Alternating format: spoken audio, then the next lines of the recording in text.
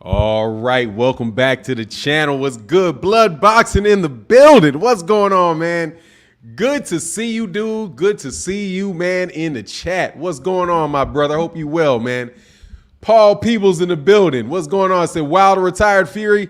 Nah, he didn't. Hey, man, that paycheck might have retired him, though. Nah, he whooped it. Nah, dog. That's a lot of thumping, though. He took a lot of abuse, that's for sure. He got thumped a couple times, but it may be that paycheck, man. We'll see what happens with that, though. Johnny True Blue Staley in the building. What's going on, man? Viva Tu Vita, what's happening? Adrian Vin in the building. What's going on, man? How you feeling this morning?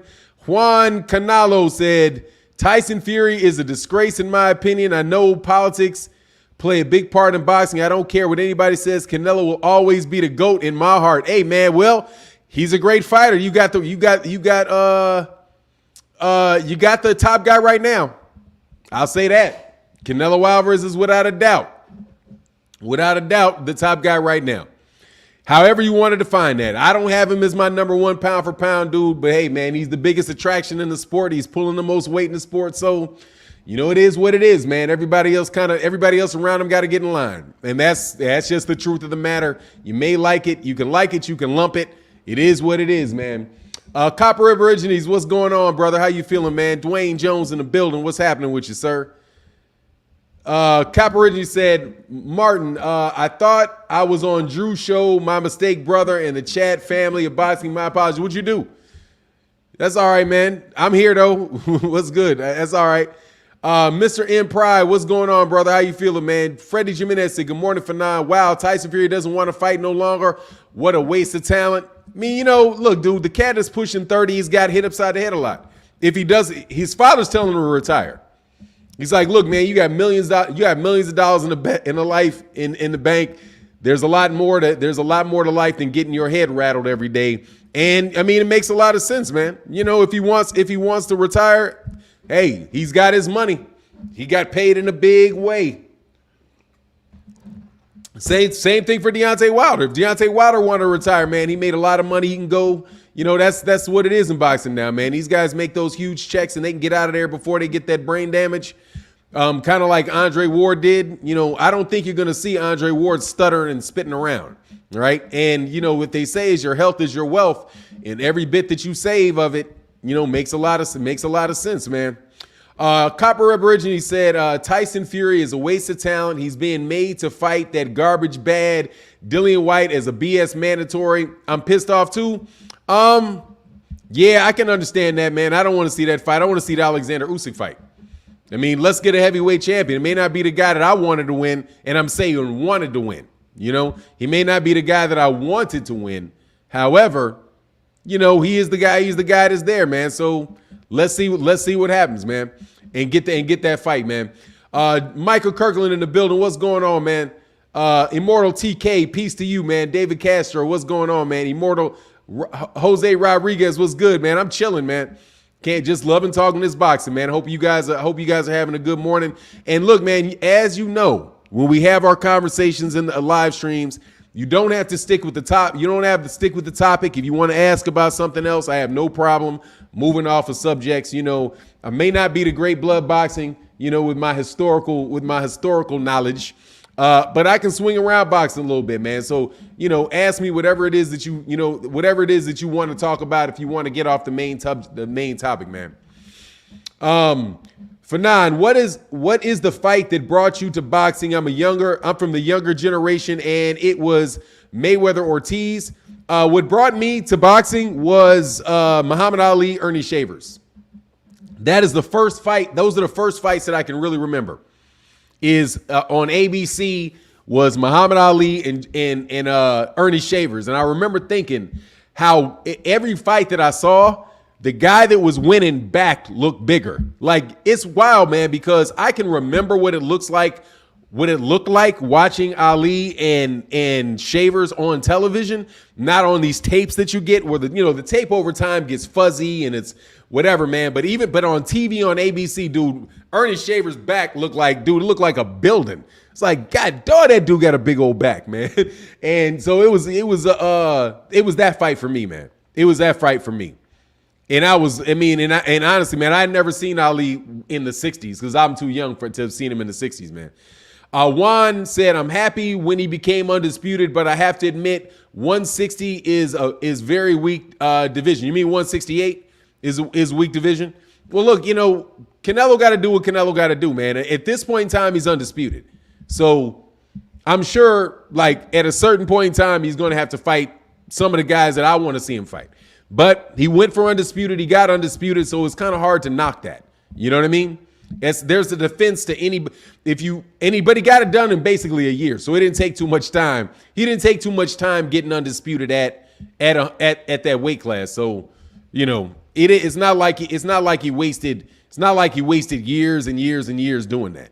So, and was messing around. So now hopefully he can get it, man. Don Shada said Fury had a 6-hour surgery after the third fight. Yeah, on those bone spurs. Which, just so you know, man, shout out to everybody that said it. Told you it wasn't that damn COVID. Told you he did not delay that fight because of that COVID. And Tay Jones, shout out to Tay Jones. Tay Jones was saying something to that effect, that there was something wrong with him or whatever. Told you, man, it wasn't that COVID, man. It was something else. It's probably that injury, that he was hurt. That's what they're saying. And they were saying he was having a hard time at sparring. That makes sense. It makes sense. He probably got a lot of cortisone or whatever, man. Exactly. Yeah. Retro Boxing Doc mentioned that those guys can retire comfortably. Absolutely, bro. Fannon, you think Tyson lost that fight when he was cut and the cut man saved the fight? Look, man, it's funny with those type of things, Jose. Like, he was winning the fight. Like, he didn't lose the fight fighting, what's his name? Otto Wallen. But at the same time, bro, anybody else, he got a special privilege to be allowed to fight. I'll say that way. He got the benefit of the doubt to allow him to fight. Because other than that, bro, they would have stopped that fight for anybody else. Anybody else got cut like that, they would have stopped it. So I think it's an example of, them saving the money, of where money talk. They knew they had the Deontay Wilder fight coming up. And if they had stopped that fight, that could have ruined that.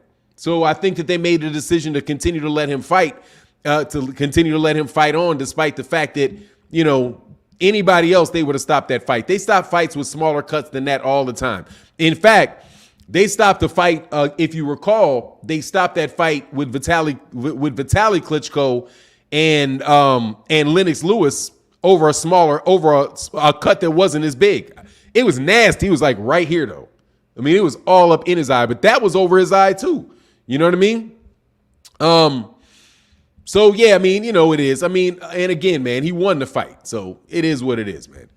Copper River Reggie say Usyk is the fight to see, not Dillian Whyte fighting the champ. Yeah, but if he doesn't fight, then if he retires, which I don't think he will. I mean, I don't think he will. I don't see that Dillian Whyte fight happening though. For some reason, I don't see that Dillian Whyte fight. Like the fact, say Ali for 9. Yeah, absolutely, all day. Ali for me, absolutely. And also though, I'm going to tell you something. Another fight that really got me into it, blood, was Tommy Hearns versus Sugar Ray Leonard. Because that was in what, like 1982? Was that 1982? Something like that, somewhere around there, man. 1982. That was a big fight for me too. Was that fight, man? Chillville in the building, man. Said, good morning, Newt. Please tell me why Crawford didn't show up for the virtual promotion. This rubbed me the wrong way. Because he's just I don't get him, man. That is just the dude is weird. Like, look, I think he didn't show up to the one with Michaela Meyer. Like, did you see the Michaela Meyer fight on Friday? The Friday night, you have Sean Porter getting interviewed by Mark Cragle on ESPN, and there was no Terence Crawford. Dude, he's not promoting that. He's not promoting the pay-per-view. Like, dude, I'm telling you, man, that's a bad look for him, man. Just from a business perspective, man. Like, dude, you're supposed to be trying. Like, I don't like it. It may not make a difference to me because I'm about to fight either way. So, it's not going to make a difference to me personally. But I don't know, man. Maybe he thinks he's playing mind games or something. You know what I mean? Like, by by not showing up, making Sean Porter do all the extra work while he's not doing the extra work and he's just training. I think he's probably just saying, I'm not going to do any promotion for the fight because I just need to win the fight. So that's it. He's not going to tax himself any harder than he needs to, and he's going to sit back in the cut while Sean Porter does all the promotions and wears himself down, and Terence Crawford doesn't wear himself down. That's what it looks like. That's what it looks like to me. Because from the outside looking in, you know what I mean? From the outside looking in. Because he did not show up. He didn't show up to the first one. And with Michaela Meyer, and I thought that was strange. I was like, where's Sean Porter? And why would the PBC fighter be promoting the fight on ESPN when the ESPN fighter's not there promoting the fight? Tell you, man, I think that's probably why Bob Arum's not renewing his contract. Like, nah, man, I'm done with you. Like you can go off wherever you go after this. You know what I mean? I think that's probably what has a lot to do with why Bob Arum forced that, why the WBO magically announced that fight, man. Magically announced that fight. You know what I'm saying? Eric Santana said, bro, just started watching you this week. Agreed to disagree. At the end of the day, we talking boxing. Absolutely, Eric Santana, for sure. Hey, look, man, you do not have to agree with me. We can talk, and I ain't gonna throw you out for not agreeing with me, man. I'm not on that, dog. I used to be on that. I was a little more sensitive. But nah, man, we all love boxing, and that's the most important thing, bro. And because really, you think about it, if somebody really, really loves boxing, like enough to talk about it at 8 o'clock in the morning on a Thursday, there's only so many people you can do that with, because this is not basketball. You know what I mean? Mo the Man said, do you think Crawford has a better chance against Spence than he does against Boots? That remains to be seen, Mo the Man. I would say this, in 2 years, no. When they actually have to make that fight, probably not. If Terence Crawford ever gets in the ring with Boots, he's going to lose. And I'm looking at the projection of it, like when that fight would happen. That fight is probably going to happen if it happens. And I don't think Terence Crawford would take the fight. I don't think he'd take it. But if it happens, it's going to happen when Terence Crawford is somewhere around 36. And because I think what's he, 34 now? So maybe when he's 36 and you would have Boots at 26, I think that's going to be Boots. But again, you got to wait to see what happens with Boots' career. You got to see what happens. He may run into something. Oh, by the way, to everybody in the chat, for sure, Virgil Ortiz is going to Eddie Reynoso. So if you guys want to ask me my opinion on that now, I heard it out of the mouth of Robert Garcia. I had not heard it before. So, but I heard it now, and Robert Garcia looked like, he's like, yeah, man, I get a million calls telling me I lost my fighter. What? Oh, it's like, wow, man. Okay, no hard feelings. Real tacky on the part of on Mike Coppinger though, bro. Like, yeah, somebody gave you that information, man. You know what I mean? Hey, man, man, my man Blood said Shavers is all back. Yeah, bro, that motherfucker back was like that, man. That's like, Lord, dude, that dude, man, and that's where all your power comes. That's where a lot of your power comes from, man. Mr. Emprise says Sweet Pea was the fighter who brought me to boxing. That's a good one. No doubt about it, man. That was a good one, man. No doubt. Yeah, big back and big shoulders. No joke. Laws to Punch Out TV. What's going on, brother? How you doing out there in the UK, man? Hope you well, man. Good to see you, man. Good to see the crew coming back together, man. Giant TV said, good morning, everybody. My intro to boxing was Old Ring King magazines, laying around my big boardroom, your big boardroom. Oh, you sound like Blood, man. 168 is but ducking 168, but ducking real talent. Well, he's got to see it, man. We'll see, man. We'll see what happens, dude. You know what I'm saying? We'll see, man. Accurate Aim said Wilder won the trilogy by 4th round KO, man. Man, dog, I wish y'all wouldn't do that, man.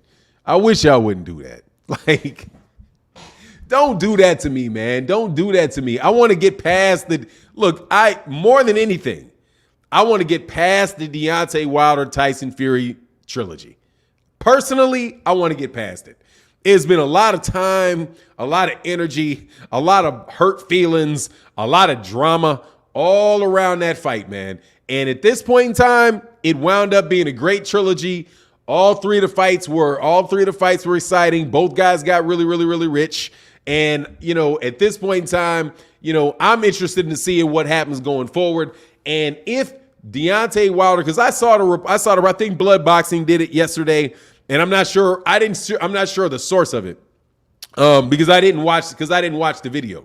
But if they wind up fighting, I'll take that fight. Because if he's gonna retire, go ahead and retire, man. Then let's get this, and then maybe we can get a heavyweight undisputed. Because as long as Anthony Joshua is not the champion, we have a chance to get undisputed, without a doubt. Because Eddie Hearn won't be able to stand in the way of it. You know what I mean? Texas OG said, "Hey, Fannon, you see Hurd, Charlo scuffle it? Yeah, I saw that, man. Make the fight, man." Charlo Hurd should have happened. But see, the person that Jared Hurd should be slapping, Jared Hurd should be slapping himself for that. Man, you had a chance to fight that man and you chose not to do it. You got cute. Come on, Oz in that super chat, man. Thank you so much, bro. Thank you for the support, bro. He said number one is talking about Debo Dillian ducking Wallen. Yeah. Yeah, man, I hurt my shoulder, bruv. But I'll be ready for Tyson Fury next week. Man, of course. As soon as he got that mandatory, miraculously hurt his. I don't believe nothing coming out the mouth of Dillian Whyte, man. Nothing coming out the mouth of Dillian Whyte. But let's see the fight, though. You know what I mean? Let's see the fight. I'll watch the fight. Damon Western in that building, man. Much love, man. Thank you so much for the support. He said, good morning, Martin. Keep up your awesome lives. Great to have you back on, listening to you on my birthday, big bro. Happy birthday to you, man. Happy birthday, man. Somebody put a birthday cake. Somebody put some birthday cakes in the live stream, man. Yeah, man. Absolutely, dude. We back, man. Been back for some more months, for some months now, but I get it, man. He said, yeah, make the fight. Yeah, make the fight, bro. Let's make the fight. I feel you, blood. I'm like, man, let's make the fight. Any of these fights, I'll take them. Let's see the fight, man. Let's see it, man. I'll make Dillian. If Dillian Whyte go fight Tyson Fury, make the fight. Just make the fight. Let's get to the fight as fast as we can get to the fight. But I do believe that if Anthony Joshua somehow were able to beat Alexander Usyk, then we would be in the same. What do you call that? Landing pattern. We'd be in the same landing pattern up in the sky, flying around in circles for years. If Eddie Hearn gets his hands back on them belts. I don't want Eddie Hearn to get his hands on them belts. Because if he does, you can forget it. You're not going to get unification out of that. I think that's for real. We know what the situation is, man. Yeah, man. Happy birthday to you, man. Dude, I'm telling you, I'm geeked to have Blood Boxing back in the chat, man. I'm geeked. Seriously, man. Fannon, you think Fury Wilder first fight was a draw? Nah, honestly, man, I thought let's put it this way. I think it could be a draw. I thought I could see why they could score the draw because Tyson Fury really wasn't doing that much, man. He really didn't do that much in that fight. In the first half of the fight, and they were giving him a lot of rounds. But and he got dropped twice. So I thought it could have been a draw. I think it could have been a win for Deontay Wilder by a round. I think it could have been a win by Tyson Fury for a round. They were very close fights, man. That was a very close fight. Kamal Oz said, Debo Dillian, the delusional ducker, has shamelessly ducked Ortiz multiple times, Charles Martin, Kubrat Pulev, Otto Volin, and Michael Hunter, without a doubt. You know what it is. We know what it is. But look, man, he ducked successfully, and he's got a good promoter, so he's going to be able to continue to push it. And if he can continue to push it, hey, man, it is what it is, man. He's now supposed to be fighting Tyson Fury. If they're going to fight, make the fight. In the back of my mind, I can't see Tyson Fury doing it. I can't see it. Roy Jones Jr. my man, Coach Adams said, Roy Jones Jr. made me a diehard fan. He was the diehard fan. He was the 90s. But Evander Holyfield and Riddick Bowe fights pulled me in. That's what's up. Much love in that super chat, man. Yeah, man, that's some great fights. Yeah, that was good, man. That pulled me in too. Man, and my man, thank you. Said happy to be back at the crib, big bro. I'm gonna get a beer. I'm gonna get a beer and a blunt. That's what's up. Pull on him for me, man. I'll never again, dog. I'm clean, dog. I gotta be sober. I gotta be sober for the next I don't know how many decades. I ain't got enough brain cells left. I ain't got enough brain cells left to do any more damage to him. Much love, man. Blood Blocks, and man, thank you for coming back to the channel, man. It's always love here, man. Start the season said the only thing that saved Wilder was the late knockdown. Well, it saved him. Start the season. Actually, two things saved him. The early knockdown and the late knockdown. He knocked him down twice, man. It's hard to win a fight when you get knocked down twice. And that's a fact. And here's another thing, man. Give that man his respect, man. Give him his respect. Because everybody that got in the ring with that dude got decked. Like, there's not a lot of fighters that can say that. Anybody I've ever fought, I put on their ass. So say what you want. I concussed everybody I've ever fought. Everybody, bro. That is a statement. Where y'all was acting like this dude is a bum and he's just this, that, and nah, dog. A bum can't say that, bro. A bum cannot say that. That I concuss everybody. I've concussed everybody I've ever been in a ring with, man. That is something that's not a lot of people can say that, man. Juan Holyfield said Holyfield is a real warrior. Yeah, he was. Great fighter, man. I rewatched that fight with Mike Tyson. Man, he beat the brakes off Mike Tyson, man. Mike Tyson didn't look in good shape, though. I'm going to tell you, man. Mike Tyson had no muscular definition in that fight. He looked flabby. He looked flabby coming into the fight. I don't think Mike Tyson was really into that fight. I think that Mike Tyson just got mugged. 50 Band said, damn, the Wilder haters still here. Go kick rocks to another channel. We got mods trolling now. You shameless. Who's the mod trolling? Who's the mod trolling? Give me the trolling mod. Look, man, on the real, if you're not using any type of racism or whatever, something like that, man, just respond to the chat. I don't know who the mod is, but if I slip the mod in here that's trolling, let me know who the mod is that's trolling. Cause that's, don't do that, bro. Seriously, cause I will demod you for sure. Buster Douglas did the same. Buster Douglas a bad style for him. And Mike Tyson coming out of prison, man, it was just a wrap on him, Mike wasn't Mike since like the mid 80s, man. Mike, I don't want to say he's overrated, man, but he was never during that time that Riddick Bowe, Holyfield, and Lennox Lewis were there.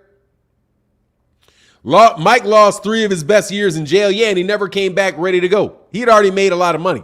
And the funny thing is, his name is so big that he's the reason all those other guys made money. Mike's name is big now. Amazing how much money this dude's This dude making a lot of money, bro. Just off his name, man. Chillville said Mike Tyson's the most overrated heavyweight in history. Tyson never beat a top heavyweight. That's not true, man. He beat Michael Spinks. Michael Spinks is a top heavyweight. He beat Razor Ruddock. Razor Ruddock was a top heavyweight at the time. Yeah, he did. He beat top heavyweights. Absolutely, he did. Larry Holmes was not that far gone. Honestly, he really was. For now, today's times, Larry Holmes was not that far gone. But he definitely beat him. Trevor Berbick was a top heavyweight. Frank Bruno was a top heavyweight. Those guys were top heavyweights. At the time that they were top heavyweights, Holyfield wasn't there. Holyfield was at the cruiser. Holyfield was in the cruiserweight. If I recall my dates correctly, he was the top guy. He cleared out heavyweights. And then later on, the only guy to beat Michael Spinks. Yeah, but Michael Spinks is a real fighter, bro. Michael Spinks is a real fighter. Michael Spinks was the light heavyweight champion. He beat Larry Holmes. He was a top heavyweight, without a doubt, at the time. Larry Holmes was a top heavyweight. I don't think Mike Spinks really beat Larry Holmes. I thought Larry Holmes won those fights, but that's when I had reluctantly changed over from being an Ali fan to being a Larry Holmes fan, and all of a sudden when he's going for 50 wins, they get a very suspicious win out of Michael Spinks. Accurate Aim said Fury had iodine in both elbows because he knew he was going to retire and could have an excuse when they find cocaine in his system before the trilogy. Hey, man, it is what it is. You know what I mean? Yeah, I think they robbed him, man. No doubt about it. I think that they robbed him. Tony Tucker was undefeated, and so was Terrell Biggs. Yeah, Terrell Biggs, I don't know. Terrell Biggs was kind of on the come up. You know what I mean? Why did Chris Bird kill boxing? Chris Bird shouldn't even have been in heavyweight, man. Chris Bird is a light heavyweight that exposed them Klitschko's. And I don't even know, man. I think he beat Vitaly Klitschko. He's the only guy. No, he didn't, because Lennox Lewis beat him too. He beat Vitaly Klitschko because Vitaly Klitschko threw his back out or something like that. Jeremiah Pass says Shakur can pass for Dominican. That's why he got a little shot. 16th fight and no black fighter. Black looking, not biracial looking, has got a title shot within 17 fights. Floyd 18. Who? Dude, you are Jeremiah Hall. Are you really going to try to do that? I know you said the other day that who did it, and I named Shakur Stevenson. Now you're going to be because Shakur Stevenson, now because he looks Dominican. Shakur Stevenson, his name is Shakur Stevenson from New Jersey. Okay? You can't say he's Dominican. Okay? No. Sorry.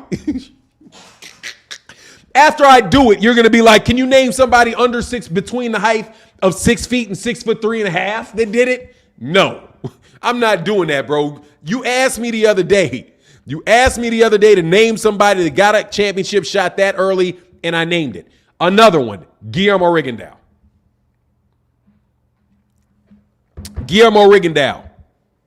Now, let's go look at you. Since you want to cheat, let me get you, Jeremiah, with much respect. Guillermo Rigondeaux. Black as coal. Guillermo Rigondeaux. Guillermo Rigondeaux is blacker than everybody. Let's see. When he got his first championship fight, man. At super bantamweight, now it's the interim against Rick Ramos in 2012. Let's see what his record was in 2012 against Rick Ramos. It was 8-0. He won the WBA super bantamweight title with a record of 8-0. Gotcha. Dog, you need to give me hey, dog, seriously, we need to gamble next time, bro. Guillermo Rigondeaux is as black as you get. And Guillermo Rigondeaux won a championship in his 8th fight. The thing is, are you a top rank or not? Are you a top rank or not? Rigondeaux. Dog, don't test me, dog. Don't test me. Don't test me, dog. I passed the tests. That's my job, passing tests, dog. He said, you got it. That's what I'm talking about, dog. Hey, man, said Larry Holmes was 38 years old, way past prime, came out of retirement to fight Tyson. Yeah, I know. I was trying to give him a little leeway. I was trying to give him a little bit. I was trying to give him a little slack, bro.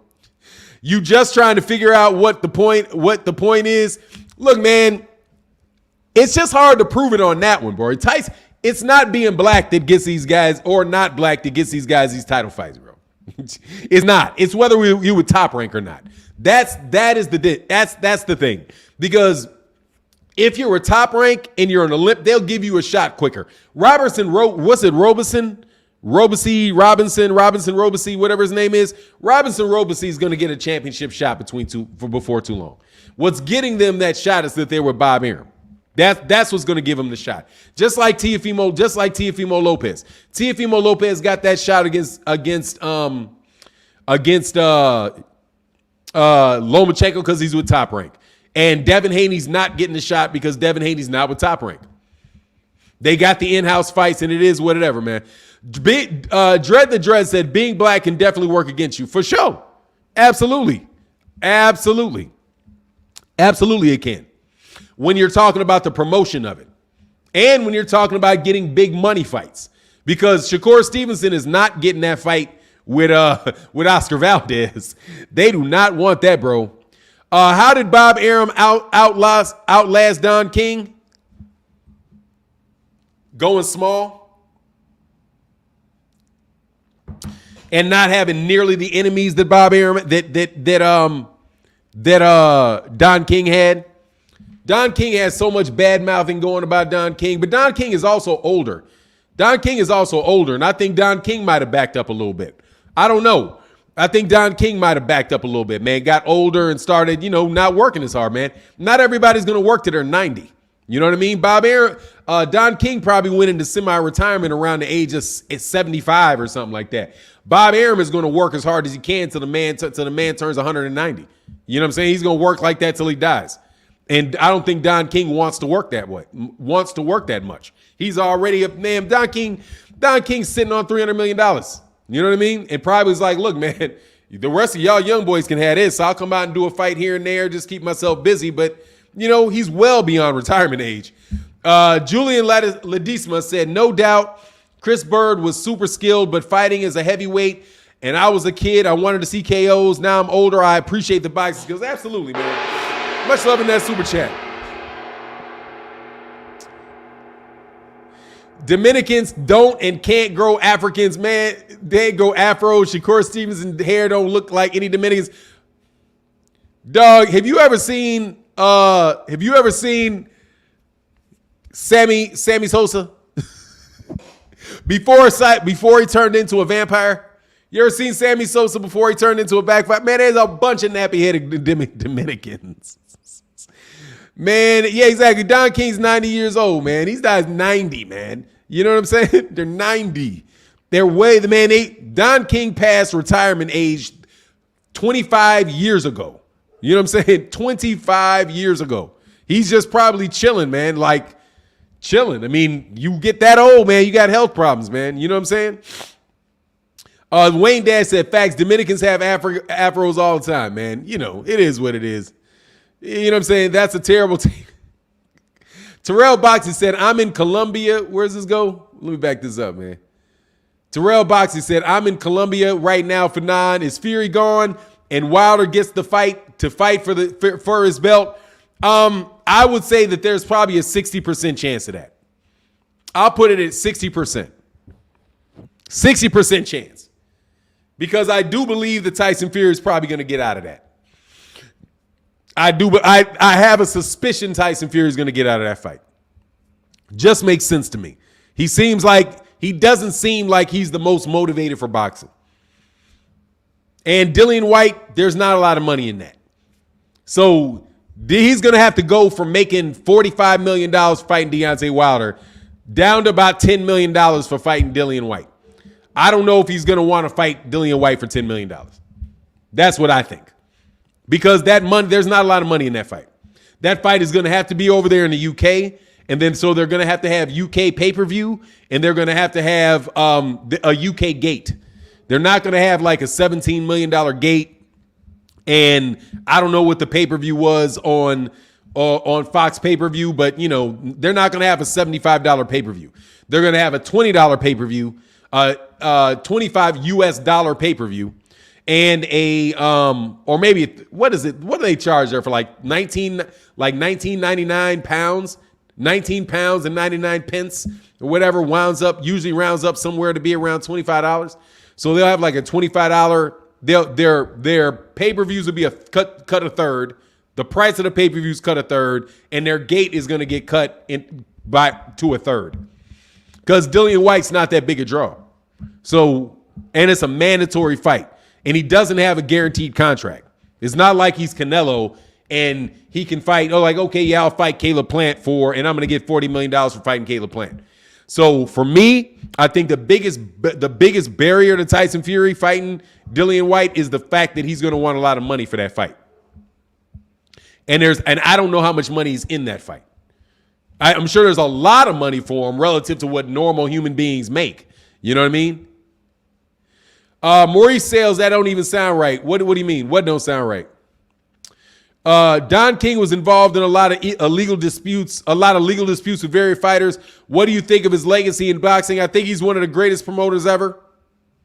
Terrell Boxy said they won't let me super chat or cash app. Man, that sucks, man. I'm sorry, but well, that's unfortunate, but I appreciate you trying. Thank you very much, bro. I know you're a big supporter. Hold on one second.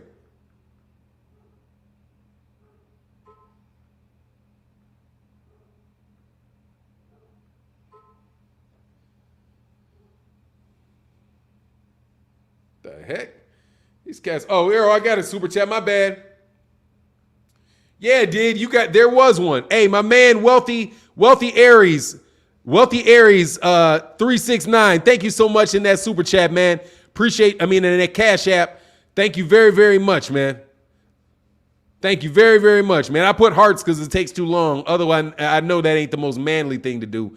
Oh, and Terrell Boxy said, yeah, it did fail. But hey, I'll still read it. He said, I'm in Colombia right now. Fannon, Fury is gone. That's what my man Terrell said. I don't know why it failed, but it is what it is. Oh, because you're in Colombia probably. They don't want that. They're probably like, nah, man, you ain't taking no money from Colombia. But I'll read your super chat anyway, your Cash App anyway. Thank you, man. Much love in that Cash App. Oh, yeah, say yeah, because you overseas. Yeah, you know what it is. Kamal Oz in that super chat, man. Thank you so much, man. He said you don't get any darker than you don't get darker than Dominican David Ortiz. Yeah, man. You know, the baseball player. Man, heck yeah, man. Black is a dream. You know what I'm saying? Black is nighttime. Kenneth Johnson said Stevenson's father is Puerto Rican and his mother is African American. Yeah, man. I wish y'all would stop trying to do that though. I mean, why? Ain't no distinction, man. That's a distinction without a difference. If El Debarge says he's black, all y'all need to shut up. If all the Debarges say they black, never say they may say we black, then leave me alone. I don't want to hear it. Okay? Because them mugs right there don't got to say it. Terrell Box said, when I get back, I got you for now. Listen to you anywhere I'm in the world. Thank you, man. Thank you. Thank you so much. Giovanni Walker said, what do you think about Tank sparring Sean Porter? I like it. I love to see the sparring match. I'd love to see the sparring match. I'm not sure how that prepares. I guess maybe he's preparing for the southpaw, fighting him as a southpaw. But I like it. I mean, you know, two good fighters coming together to spar. There ain't nothing wrong with that, man. You know what I mean? Nothing wrong with it at all, man. 50 Band said, bet Shakur checks black on the census. Yeah, man. You know what it is. Who knows, man? Cats be acting funny sometimes, man. People be acting funny. I wasn't raised that way, man. Them cats, like, I wasn't raised around people that acted like that. You know what I mean? I'm like, because my mother is mixed. Or they wouldn't even say that. Like, look, man, you black. You black or you something else. Go. They're born in segregation, though, man. Their whole idea, the whole segregation thing was different. Giant TV said a lot of light-skinned curly people in my family, but we straight black African American. Exactly. It is what it is, man. Jay the Super Dog. What's going on? Jay the Super Dog.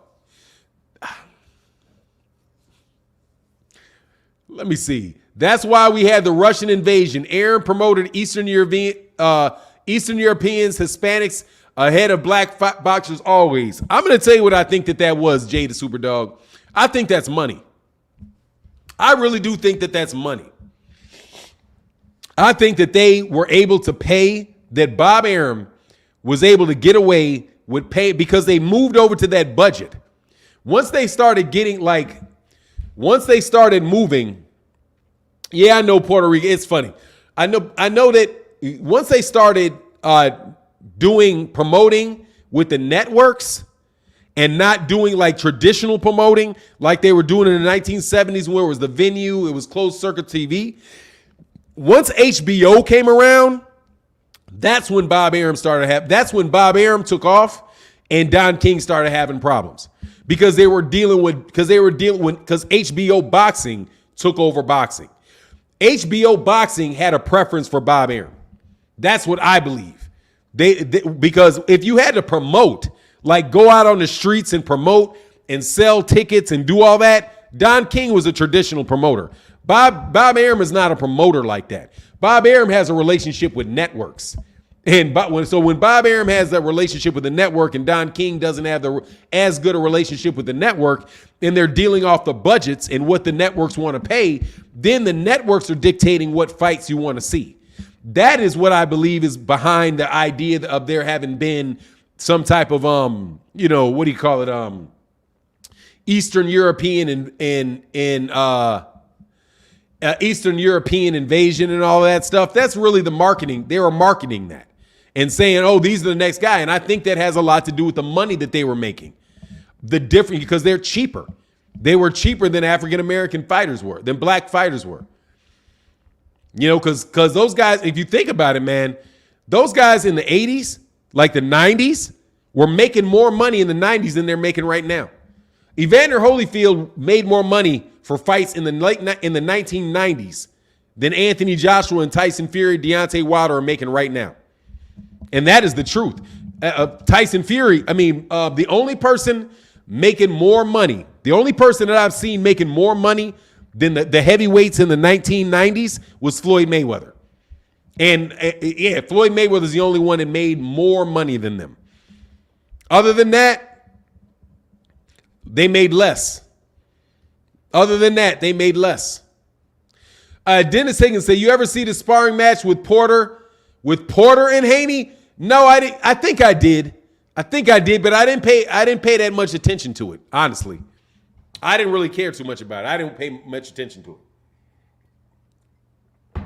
I did see, however, the sparring match that took place between Devin Haney and Shakur Stevenson. And I watched it again. And I'm going to tell y'all, dog, no way, man. No. Your boy Shakur got that money on him, man. Shakur got that money, man. Terry Schmoot said, what box does Hilaria Baldwin check? I don't know, man. I don't know nothing about no boxes, man. They check whatever boxes they feel like. Real Life Living said Don King was also a big snake. He wanted all the money. That's what they say. He also made great fights. He may have been a snake, but dang, he made a lot of fights, and those guys made a lot of money. He may have been charging a nickel and diming them, but those guys made a lot of money. You know what I mean? He would put you in some crazy contracts, though. That ain't no doubt. Terrell W. said, hey, Fannon, in the 90s, you had to buy or attend fights. Nowadays, there are too many ways to stream and watch fights for free. I don't think that helps. Nah, it doesn't help. It doesn't. The economics of the boxing match has changed, man. Jay Styles said, Fannon, have you ever noticed that when a fighter fights outside the PBC protective custody, they take a loss?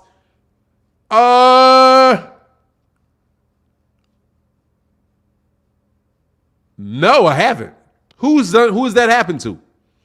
When have they fought outside of the PBC? You're talking, but how often does that happen? I don't know. No, I don't know that. I don't recognize that. You talking about Deontay Wilder fought on an ESPN card. He lost that. I don't know of anything else. You got to give me some examples of that. I haven't seen that. I haven't seen it. And honestly, I don't know that many times. Like, they didn't go to, how many went over to the zone to fight at the zone? I don't know, man. I don't know that. I don't really know of too many times the PBC going. I know that happened with Tyson Fury. I know that happened with Deontay Wilder and Tyson Fury. But I also, man, I also don't really know if you have a PBC protective custody. I think that is not any more than anybody else. I don't know. I know they've got two networks, though. And I don't know how many times they fight off of that network, but I don't know how many times people from how many top-ranked fighters have fought on Fox and Showtime? Not a lot. I don't know, man. I don't think so. I got to disagree with you on that one. Because I don't think there is a protective custody, even any more than when they don't fight a PBC fighter, then no, I definitely don't know that. Definitely don't know that. Mikey Garcia is not a PBC fighter. Mikey Garcia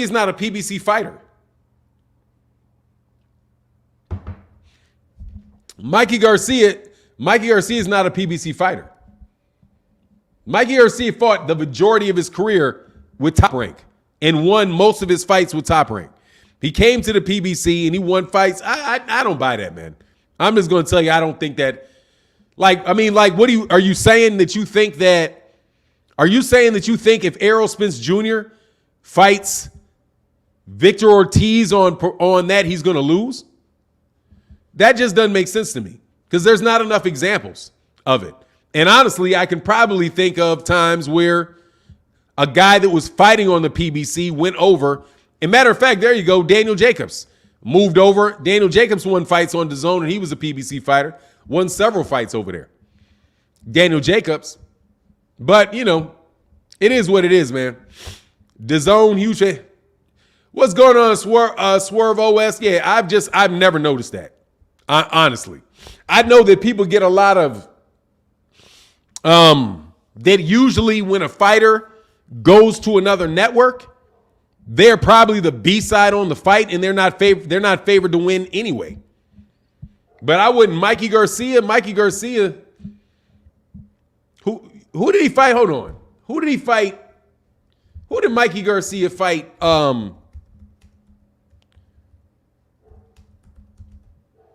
Who did Mikey Garcia fight? Jesse Vargas with. I wonder who promoted that fight. Jesse Vargas event. Let me see who promoted that. Yeah, Eddie, he won on the. He beat Jesse Vargas the fight before. That's his second fight with DAZN. Yeah, and Mikey Garcia fought Jesse Vargas Mikey Garcia fought Jesse Vargas on DAZN the fight before and won. But Mikey Garcia is not a PBC fighter. But if there's PBC fighters that lost going to other networks, I don't think it has anything to do. If they went over there, they're not protected. I don't know, man. I think you might have an issue. I think you might have an issue. You don't like DAZN or something. I mean, you got an issue with PBC or something. I've noticed the same thing though. I bet you could find the same likelihood of it happening with Top Rank. But Top Rank doesn't do a lot of that. But hopefully we'll get to see more, and I'll keep track of that. Julian Ladisama. So doesn't Mikey have a Lambo? Mikey got a lot of nice cars, man. Mikey got a ton of nice cars, man. A ton of them. Says Sandor Martin needs to sign with the PBC. Yeah, that's his example of Mikey Garcia. Mikey Garcia just biting off more than he can chew and probably didn't train for that fight. Mikey Garcia I think Mikey Garcia got snuck in that. Just like against Robinson Castellano. What's that guy's name? What's that man's name, man? Yuriokas Gamboa when he lost to Robinson Castellano. Just didn't see it coming. Thought that he could just do whatever he wanted to do, and he's just gonna bowl over a guy without properly preparing for a slick southpaw.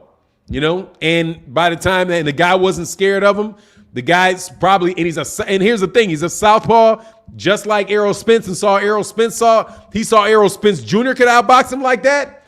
Just did it, probably just did exactly what Errol Spence Jr. did to beat him. All right, I'm a southpaw, let me just box him from the outside, you know, and it might have exposed him a little bit, man. Nana Ya said, Fannon, we haven't seen an African-American boxers make the transition from successful fighters, trainers, into major promoters, managers, Al Heyman, Mayweather being exceptions. Let me see, Fannon, we haven't seen African-American boxers make the transition from successful fighters or trainers into major promoters. Al Heyman was never a boxer, ever. Or I think he was like a concert promoter. Mayweather, Ellerby being the exception. Yeah, but how many successful promoters do you see? There's only a few. But yeah, you got to have money for that, man. You got to have money for that. And quite honestly, man, you know, Eddie Hearn and yeah, you got to have a lot of money for that. And you got to have an insight. You got to have an insight on it. But, you know, I don't know. Floyd Mayweather definitely did it, though.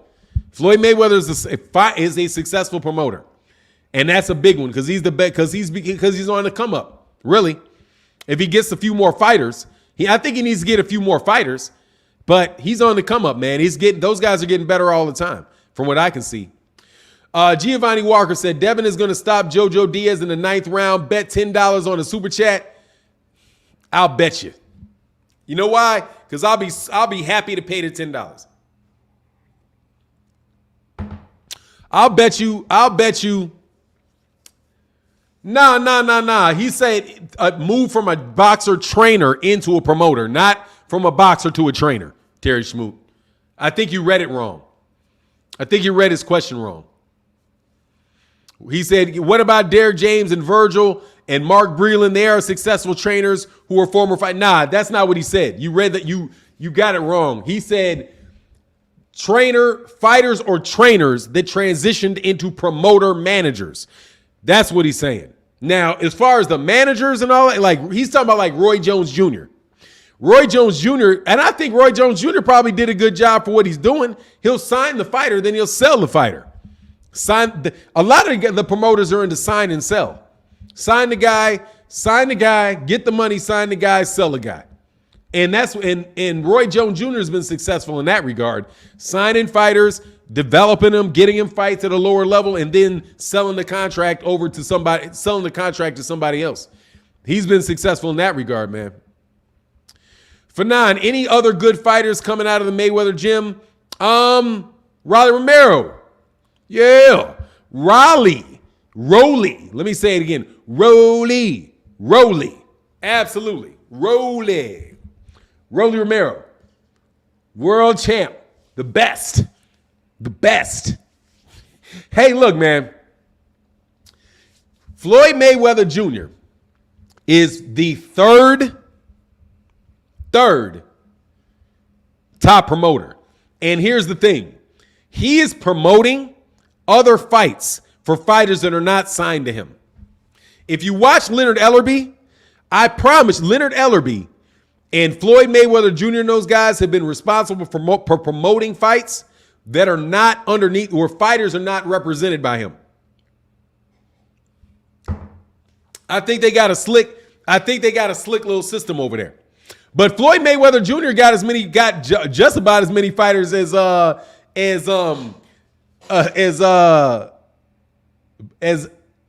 De La Hoya. And Oscar De La Hoya lost that DAZN contract, man. Oscar De La Hoya better go on over there to the PBC. Try to kiss and make up, man, or those guys better get out of there. Fitty Band said, Fannon, you're something else. You know damn well Raleigh ain't shitting your eye. Rolly a beast, bro. Rolly's a beast, man. Rolly a beast. And Gervonta Davis is ducking him, dog. That's what it is. Oh, is Richardson Hitchens? I like Richardson Hitchens. I like him. My thing is, can they promote more than one guy at the same time? But they're doing a great job, dude. They're doing a great job with him. They're doing a great job with him. With Gervonta Davis, man. Giovanni Walker said, how can I fix my super chat? I can't support the channel. Pissing me off, man. That sucks, man. My bad, man. I don't know, man. I don't know, man. You can try that. You can try the Cash App. It's right there with Fannon INT. I'll take that, and I appreciate it. Absolutely, man. And anybody supports the super chats, thank you very, very much. It is definitely appreciated, man. Taylor Bell said, we can't take these fighters' word for how much they make. Lots of lying. We need to see the tax statements for sure. That ain't no doubt, bro. You know who the number one guy that is? The number one guy they exaggerate on their money is Anthony Joshua. There ain't no way that Anthony Joshua is making the money that they said Anthony Joshua is making. There's not enough money on the table. Like, seriously, no way. And you can hear it, and you can hear, oh, Renee said, Fannon, that Hershey mug is awesome, man. Thanks, man. Yeah, that's my wife. My wife got, I don't know where this came from, man, but I love it, man. I'm gonna give me some more. I can give me some more coffee mugs. I'm gonna get some Fannon coffee mugs, man. Sell y'all some Fannon coffee mugs. Hopefully y'all like that. Deborah Booker in that building, man. Much love in there, Deborah. Thank you for supporting the chat. Julian Ledesma said Joshua is the best. Hey, man. Aaron Taylor said, why you worried about their money? Hey, man, who am I? Why am I worried about their money? I'm not worried about their money. I'm not worried about their money. However, y'all say he making that mo. No, don't get me wrong. He making a lot of money. But, dog, people were saying he made $60 million. He made $60 million. No, he did not. No way. Where did $60 million come from? You know what I'm saying? Where did $60 million come from, man? That ain't possible, okay? Any calculation you do, no way. What did it say? Oh, Fannon, Jay Styles said, Fannon, call me crazy, but I got JoJo. You're crazy. JoJo Diaz is not winning that. You talking about JoJo Diaz? JoJo Diaz is not with JoJo Diaz. If JoJo Diaz, let me put it this way. If JoJo Diaz wins that fight, I'm going to talk about Devin Haney fans so bad for at least 2 weeks. Boy, better not. I'm telling you, knock out. For all of that, knock out. He need a knockout against this guy. No way, no how, no way, no how.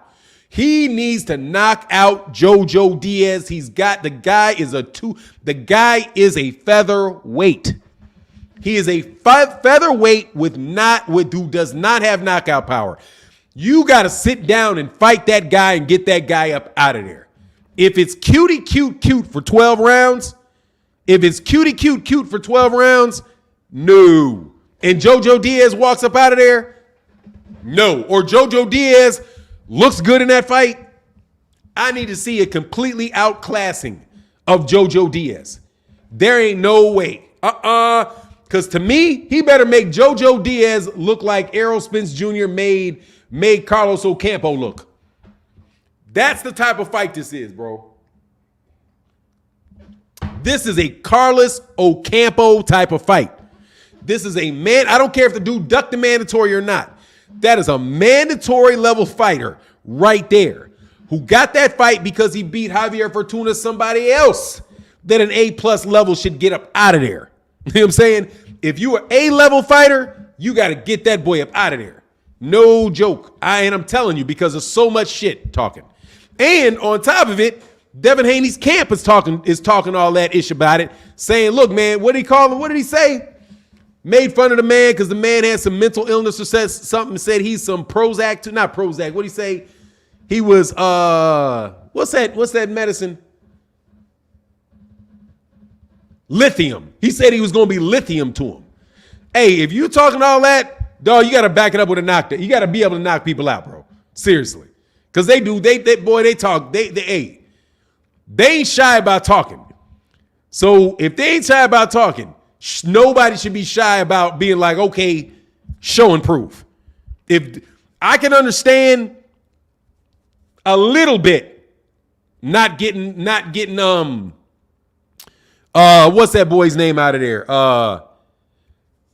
The guy, the other blown up featherweight. They got knocked out by Lomachenko. God dog, man. What is his name? It's not Jose Pedraza. It's the other guy.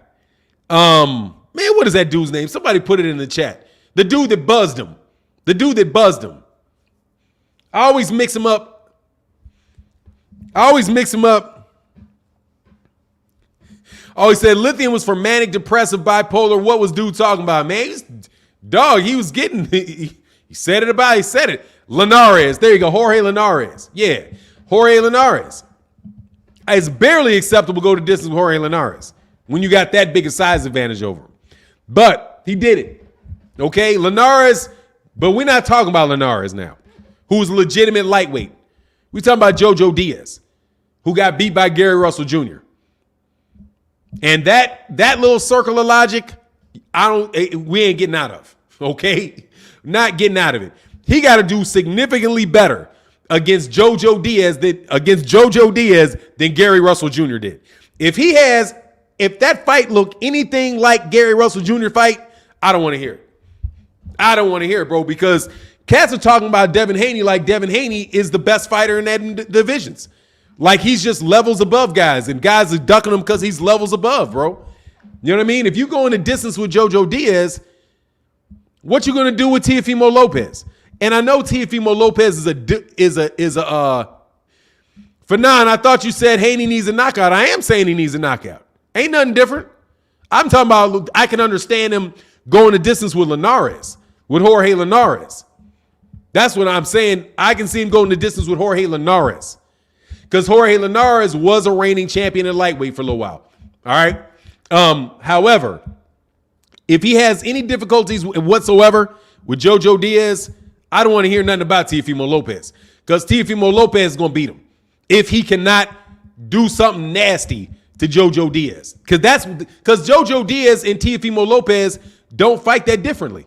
Except for JoJo Diaz is nowhere near as good as Teofimo Lopez.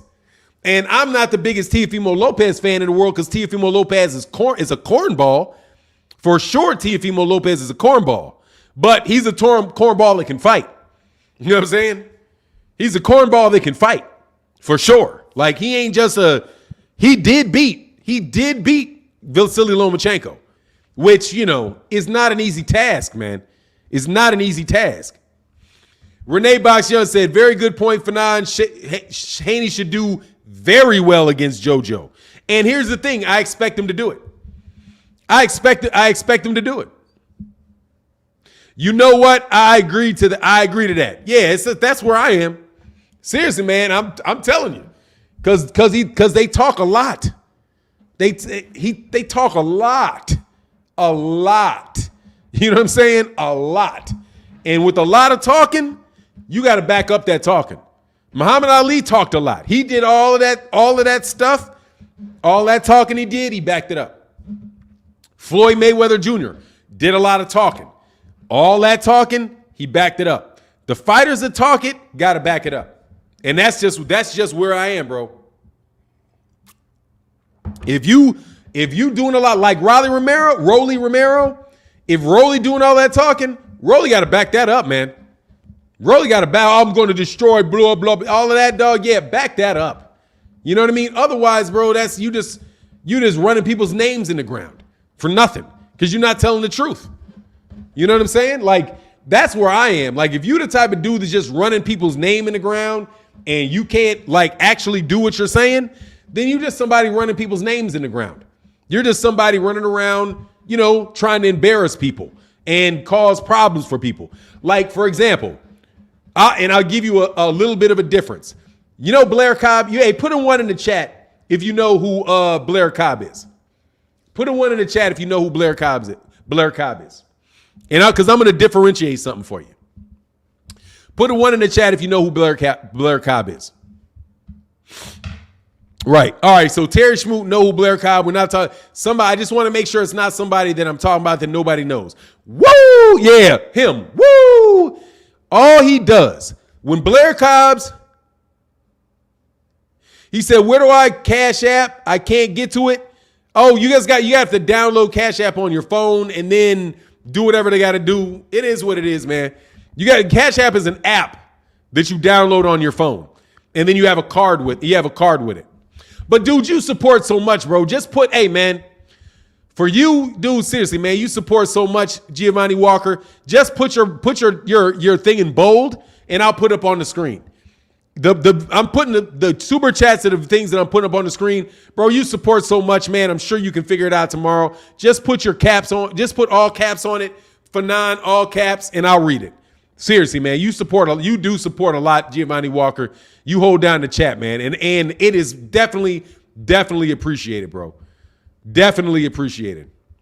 So like with Blair Cobb doesn't talk down on anybody. He doesn't talk down on anybody. He didn't say you trash, you're a pussy. Excuse my language. He doesn't jump in people's face calling them a pussy and telling them, talking about how bad a fighter they are and this, that, and the other thing. He'll say some stuff about himself. You know what I mean? Like, I'm the most exciting man in boxing. I must see. But he's never doing anything, man, where he's going out of his way to try to humiliate people. Devin Haney and Devin Haney's camp do go out of their way to try to humiliate people. So if I'm saying, bro, if you're going to be like Ali and you're going to get in there and call somebody a big ugly monster and you're going to talk about they look like a gorilla and all of that type of stuff, bro, you got to be able to actually beat them dudes and back all that up. You know what I'm saying? Because it's over and above. Anybody that's doing that should be telling the truth. Because it ain't hating if it's the truth. But if it ain't the truth, you running somebody's name down for nothing. You know what I'm saying? And that's where I am. Because, dog, don't nobody because, dude, as much as boxing, smack talk is there as boxing, and I know that there's a lot of smack talk in boxing, bro. I have never liked people that try to humiliate other people. Like, I try to, without somebody trying to get them first. Terrell W said, don't come in Fannon's house without knocking and wiping your feet. Subscribe and smash that like button. Absolutely, man. Subscribe to the channel. Subscribe to the channel. He said, hey, Big Ox said, Fannon Ali was a different beast, brother. Roy Jones Jr. was like that. He was. But see, Roy Jones Jr. would do that. Roy Jones Jr. would talk, but Roy Jones Jr. would do that. James Toney would do that. But then James Toney's going to go and get anybody that don't belong on the level of James Toney is getting out of there. No joke. You know what I'm saying? If you ain't on that level, he's getting you up out of there. Floyd Mayweather Jr. will talk all day, but guess what? Backed up every bit of everything he ever said. No joke. Backed it up. And that's what I'm saying. Devin Haney because Devin Haney talks more than anybody down there. I mean, way more than anybody in that lightweight. He does more of that Ali style promotion than anybody else does at that division. And like, for example, Gervonta Davis don't do that. Gervonta Davis is straight to the cuff. Bro, I'm hurting you. You know, bro, I'm hurting you. But he doesn't do that. And doesn't do as much of that. Doesn't have all that going on. So that's what I'm saying. Lady Simon said, no Tio, no Haney, talk too much. Yeah. Teofimo Lopez is dissy. And be lying. Like for me, Devin Haney and Devin Haney's camp talk a lot of ish.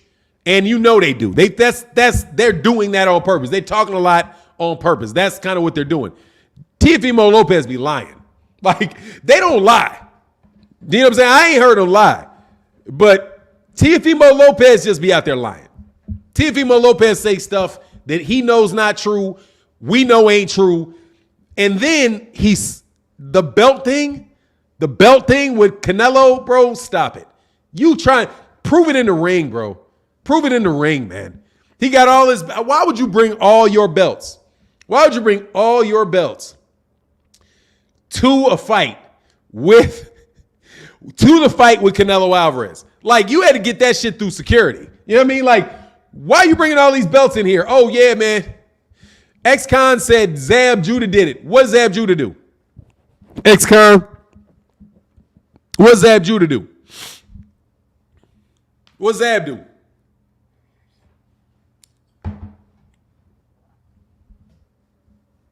DH nigga, what? I can't believe I said that, man. You got me saying that one.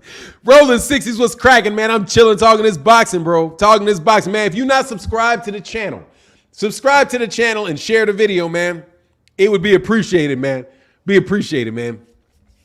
But anyway, that's my take on the Devin Haney Jojo Diaz fight. I'm glad it's happening. And here's the thing. I'm taking Devin Haney by knockout. I'm going to put money on Devin Haney by knockout. So you don't think I'm hating. Okay? So when it happens, I'm going to say this. If it doesn't happen, I'm going to say I took Devin Haney at his word that he was going to dominate and beat this dude up. He was going to stop this dude. And I bet on it. And I'm either going to make money with Devin Haney doing what he's supposed to do, or I'm going to lose money on Devin Haney not doing what he's supposed to do. But either way it goes, bro, KO or bust for me. KO or bust. Crush the Legend. That's what's up, Crush the Legend. Said Dev inside 7 for 9, and that's what it needs to be. If he gets JoJo out of there inside of 7, bring on, dog. Thanks, Rolling 60s. Bring on Teofimo. He's gonna beat Teofimo. If Devin Haney can knock out JoJo Diaz inside of 6 rounds or inside of 7 rounds, all day I'll take. He beats Teofimo Lopez all day. All day. Because JoJo Diaz ain't gonna be that easy to knock out. He ain't gonna be that easy to knock out. You're going to have to brutalize that dude to knock him out. My man Carlos Kelly said Haney stops him by the 8th round. That's what I'm talking about. That's what I'm talking about. And I'm putting thank Carlos. Hey, I appreciate you, Carlos Kelly. Thank you for subscribing, man. And check out the video. Hit the bell icon, man, so you can check out the videos, bro. We're trying to grow the channel, man. Trying to grow the channel. We back flying. ZVP, I almost want to do a community thing. Join Fannon's friends. That's what's up, the stuff, man. B Cherry said for $20, a 30-day DAZN subscription, Andrade, Tio, and Haney. B Cherry. All right, bro. I will subscribe to DAZN. If Teofimo Lopez knocks out, if Devin Haney. Yeah, but you only gonna get Teofimo Lopez over there one time, bro. We'll see though, man. I ain't subscribed to that,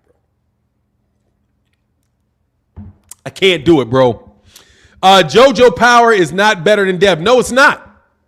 What I'm saying, he's not an easy punt guy to knock out because he has a chin. Trust the legend. No, his power is not better. Look, hey, Crush the Legend. And man, if you let me make sure you got your wrench, Crush the Legend. You may have got demonetized. You may have got de-badged. What do you call it? De-wrenched. Oh no, you got it. Cool. Got you, bro. All right, cool. I'm glad you got that. Trying to see if there's anybody else, bro, that I de-wrenched, bro. Look like we got the oh, how's Damon Wester not got a wrench? That's bananas.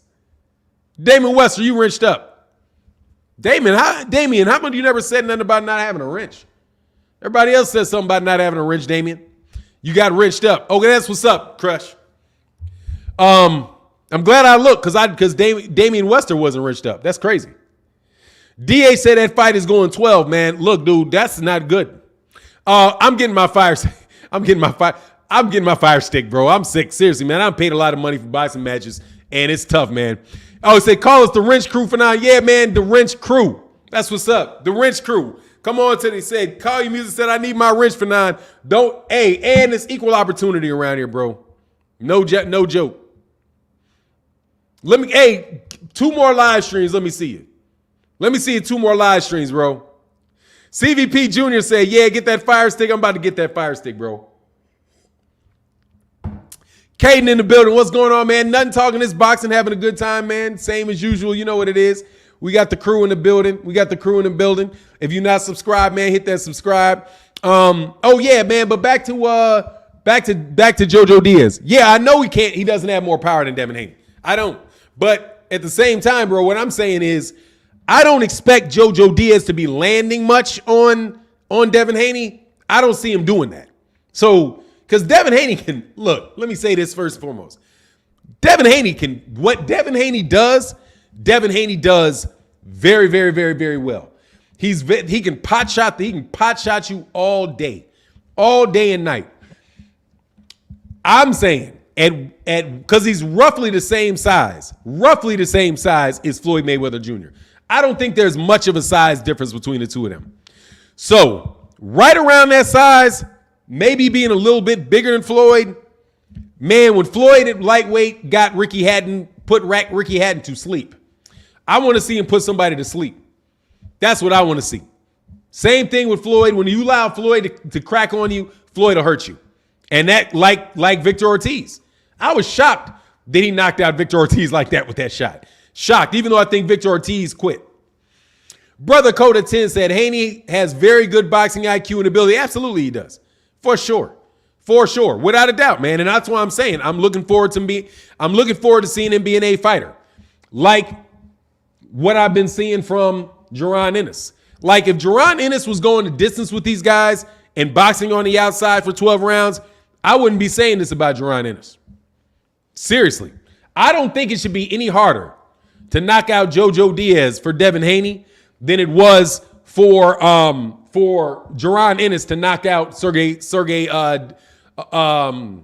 Lipinets. Does that make sense to you?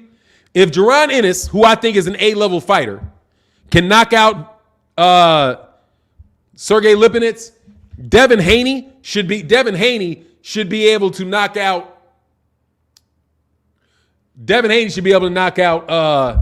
your boy Jojo Diaz. I think it's about a what and what situation. K, man, you already got your wrench, bro. Hold on. I make sure you didn't. I was going to give you your wrench, brother. K, all right, there you go, man. Kawan Music. What happened to this? Why do I got two of these mugs? Oh, that's StreamYard. Okay. All right, I can do that now.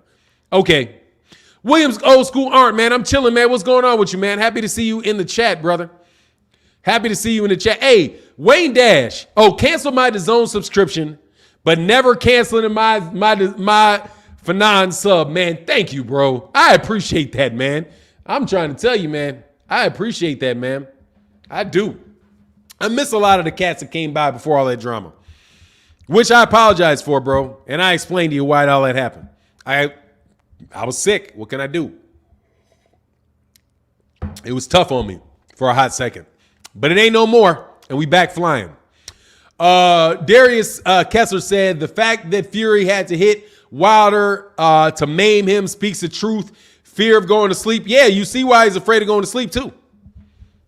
You know what I'm saying? Where'd it go? X-Con. Great question, man. X-Con says, Fannon, does it happen? No. Canelo versus Ward, does it happen? No. Definitely not going to happen. Definitely not going to happen. Andre Ward is retired. I can tell, though, Andre Ward don't like him, though. I can tell that, though, for sure, that Andre Ward don't like him. But I don't think Andre Ward is going to fight him. But also, I'm positive, and Canelo Alvarez fans, forgive me, he also knows Canelo's on juice. He also knows that, which is why I don't think he'll fight him. Because he's going to be like, you're a good fighter, bro, but you are juiced to the fucking gills. You're juiced to the gills. That's what I think. If I had to get inside, guess what was in the mind of Andre Ward? It would be like, man, I will beat the brakes off of you, but you're juicing. You're juicing. So no, I'm not going to give you the benefit of fighting me and claiming you did something for that money when I know dang well that you're juicing. And if you weren't juicing, I'd be killing you. That's what I think. That's what I think he thinks. Has he ever said that? No.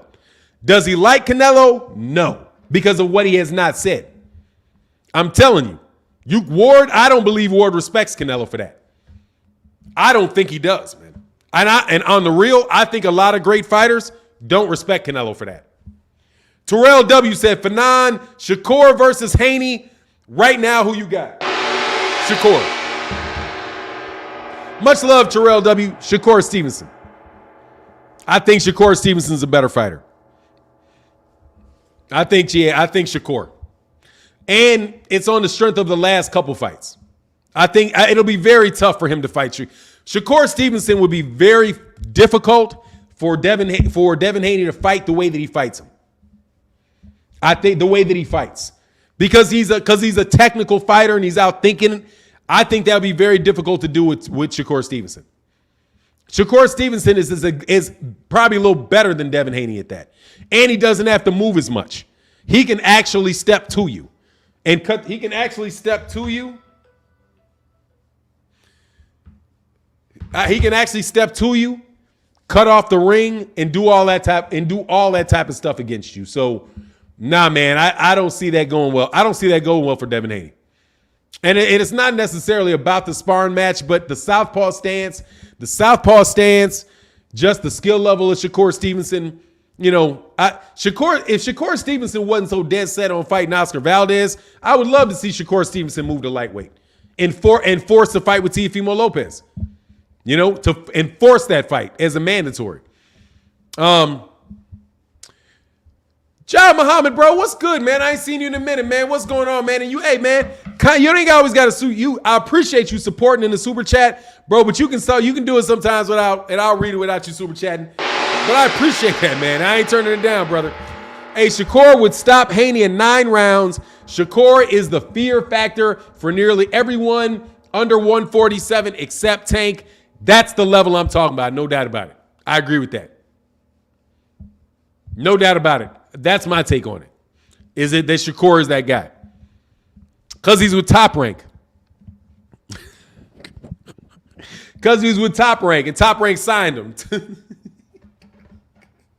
Because Top Rank signed him, dog. Man, Devin Haney got to get up off of the zone, bro. He should have signed with Mayweather, bro. He'd be getting protected. We might be able to see something, bro, if he had been signing with him. Yeah, I'll take Shakur. I'll take Shakur over all those guys. I'm a Shakur guy right now. And I don't think it's changing. He showed me what I needed to see. Early on at early on. Hold on, Wendell. Let me add. See, this is a good question. I like this, Wendell. That's a good question right here. Oh no, that was a statement. It's not a question, so I'll leave it alone. And I think Shakur hits harder than Devin. I don't know if he does or he doesn't, even though I suspect that he does. I think he hits you harder. I think he hits you hard more often and more easily. That's what I think. I think that Shakur Stevenson can hit you with maybe put 80% on it, but hit you with an 80% shot pretty much anytime he wants. And he can hit you with, and he's hitting you with one. Boom. Boom. Boom. You know what I mean? That's what I think. Bevo Boxing in the building. What's going on, Bevo Boxing? So, Martin, what's up, dog? Love from Cleveland, man. Shout out to Cleveland, Ohio. Oh, shout out to Ohio Runs Boxing, man. I ain't seen Ohio Runs Boxing in a while. Wayne Dash said, oh, that's not for me, man. Yeah, exactly. Punch placement and accuracy, I think, is the thing for him, man. Kenneth Johnson in that super chat, man, showing love for the channel. Thank you, sir. Thank you, sir. Thank you, sir. Thank you, sir. Said Fannon, in your opinion, how much money would it take for Ward to come out of retirement? I think it would take, I don't know, man. I have no idea, bro. He probably wouldn't do it. There's a chance he wouldn't do it for any amount of money, depending on how much money he has. I mean, Andre Ward made a lot of money in them last 2 fights and bounced. Well, I think he might have made between 2 fights. He could have pushed up on $20 million. And he doesn't. So, you know, if $100 million, I don't know, man. I'm not even going to guess, man. More money than they have. You know what I'm saying? More money than Canelo's making. There you go. I guarantee you he's not going to fight Canelo for anything less than 50-50. So the answer is probably no less than what Canelo's making. Or he'll sit down. Because, dude, that's the biggest fight Canelo can have is Andre Ward. Because Canelo doesn't have a lot of big fights left. And that's the truth. That's the truth, Ruth. Ms. Fit in the building. What is going on? Bevo said, what do you think about Tank versus Stevenson, Russell versus Stevenson? Hold on 1 second. Give me 1 second, man. I got to do something real quick. Hold on, man. Where did this go, bro? Oh, God. You know what, man? This is a problem for me.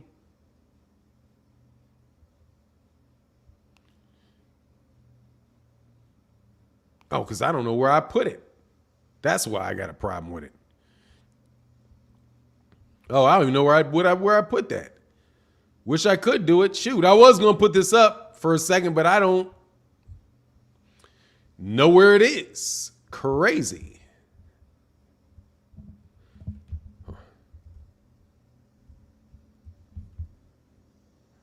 Yeah, I don't know where it is. I can't do it. Can't do it. Would do it, but I can't do it. Dang, man.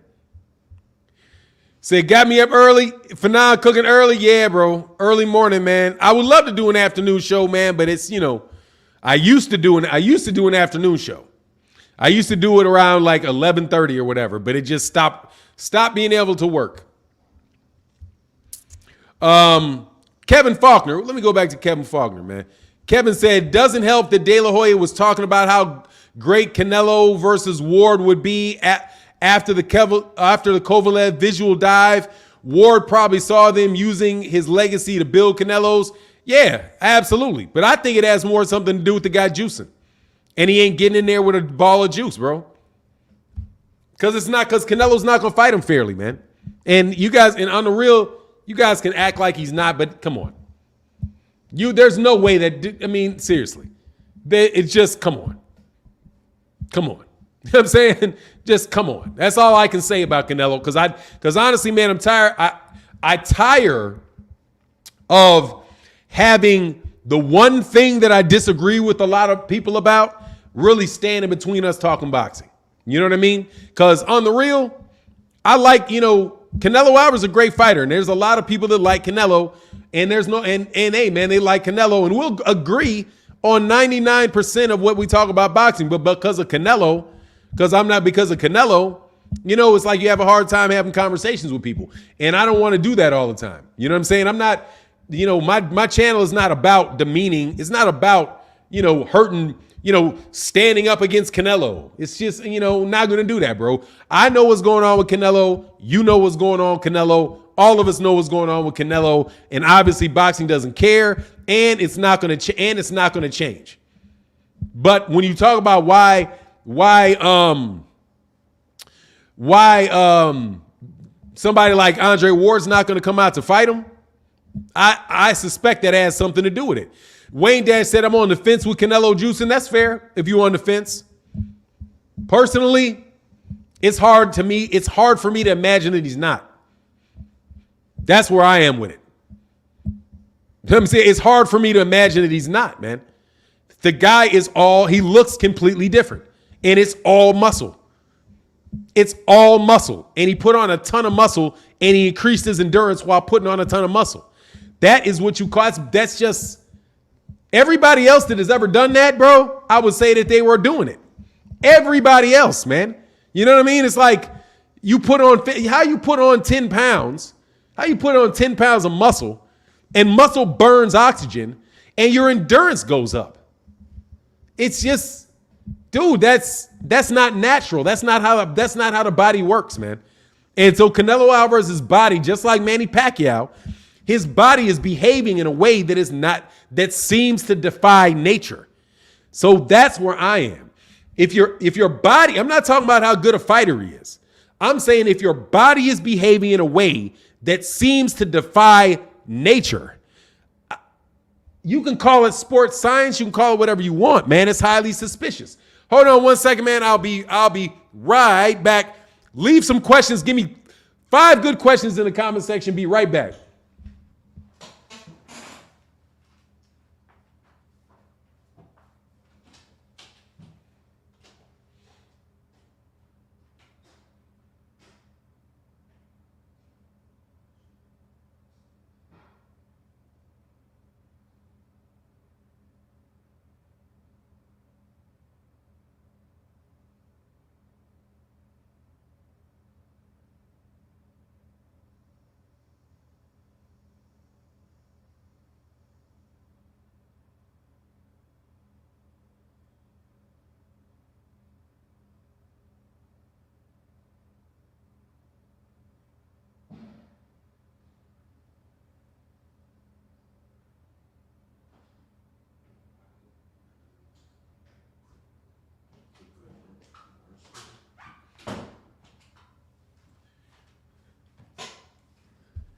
All righty, man, back. Sorry about that. You know how it goes.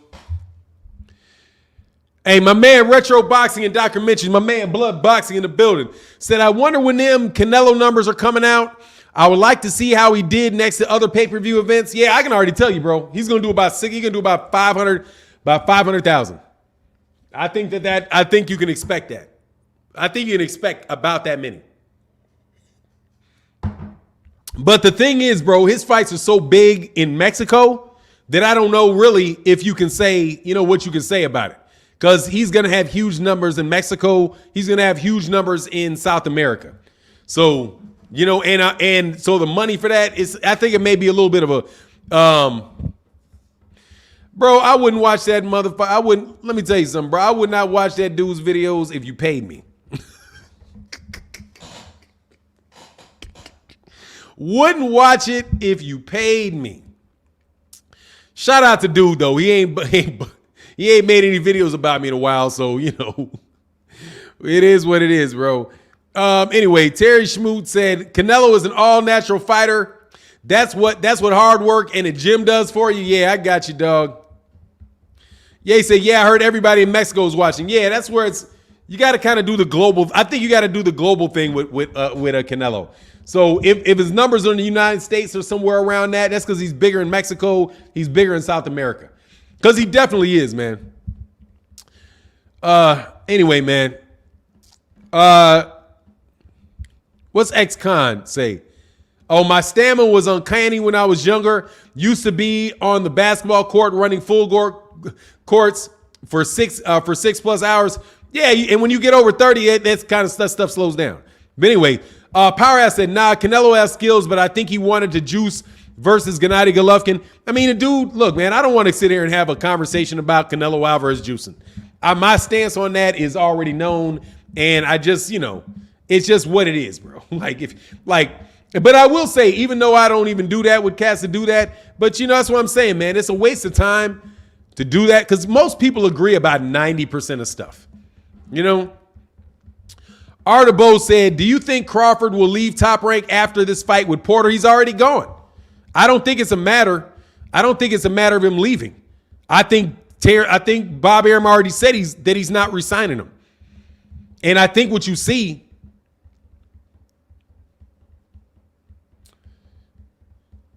who has BBQ in boxing right now? I don't know what you mean.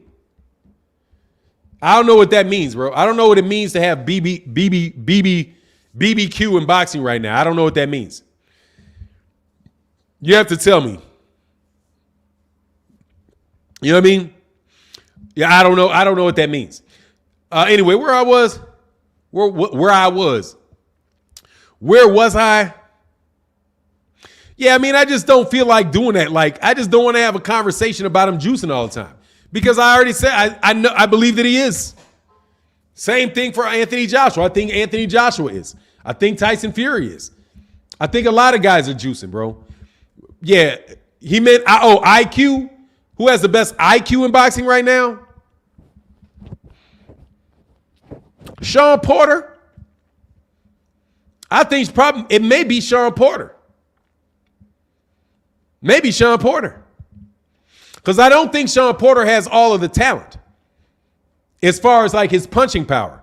But I think Sean Porter is a very, very smart fighter. Even in the losses, I think that right now he may be one of the smartest. Sean Porter maybe is one of the smartest guys in boxing. Another guy I think is a very, very smart guy. Keith Thurman. I think Keith Thurman is a very, very smart guy. Who else is a really smart guy? I think Tyson Fury is a very, very smart guy. I think Tyson Fury is a smart guy. I still think he cheats, but I think Tyson Fury is a very smart guy. I think Shakur Stevenson is a very smart guy, a very, very smart fighter. There's no difference between boxing IQ and regular IQ. I don't make a difference. I don't make a difference. I don't make a distinction. Keith Thurman is very, very smart in the ring. Keith Thurman may not have the same skills that other people have, but he's very smart in the ring. Very smart in the ring, man. Sean Porter's very smart in the ring. Very smart. He just may not have the talent that somebody else has. You know what I'm saying? Like, if you want to tell me who I think has the best combination between talent and skill in the ring, talent and skill,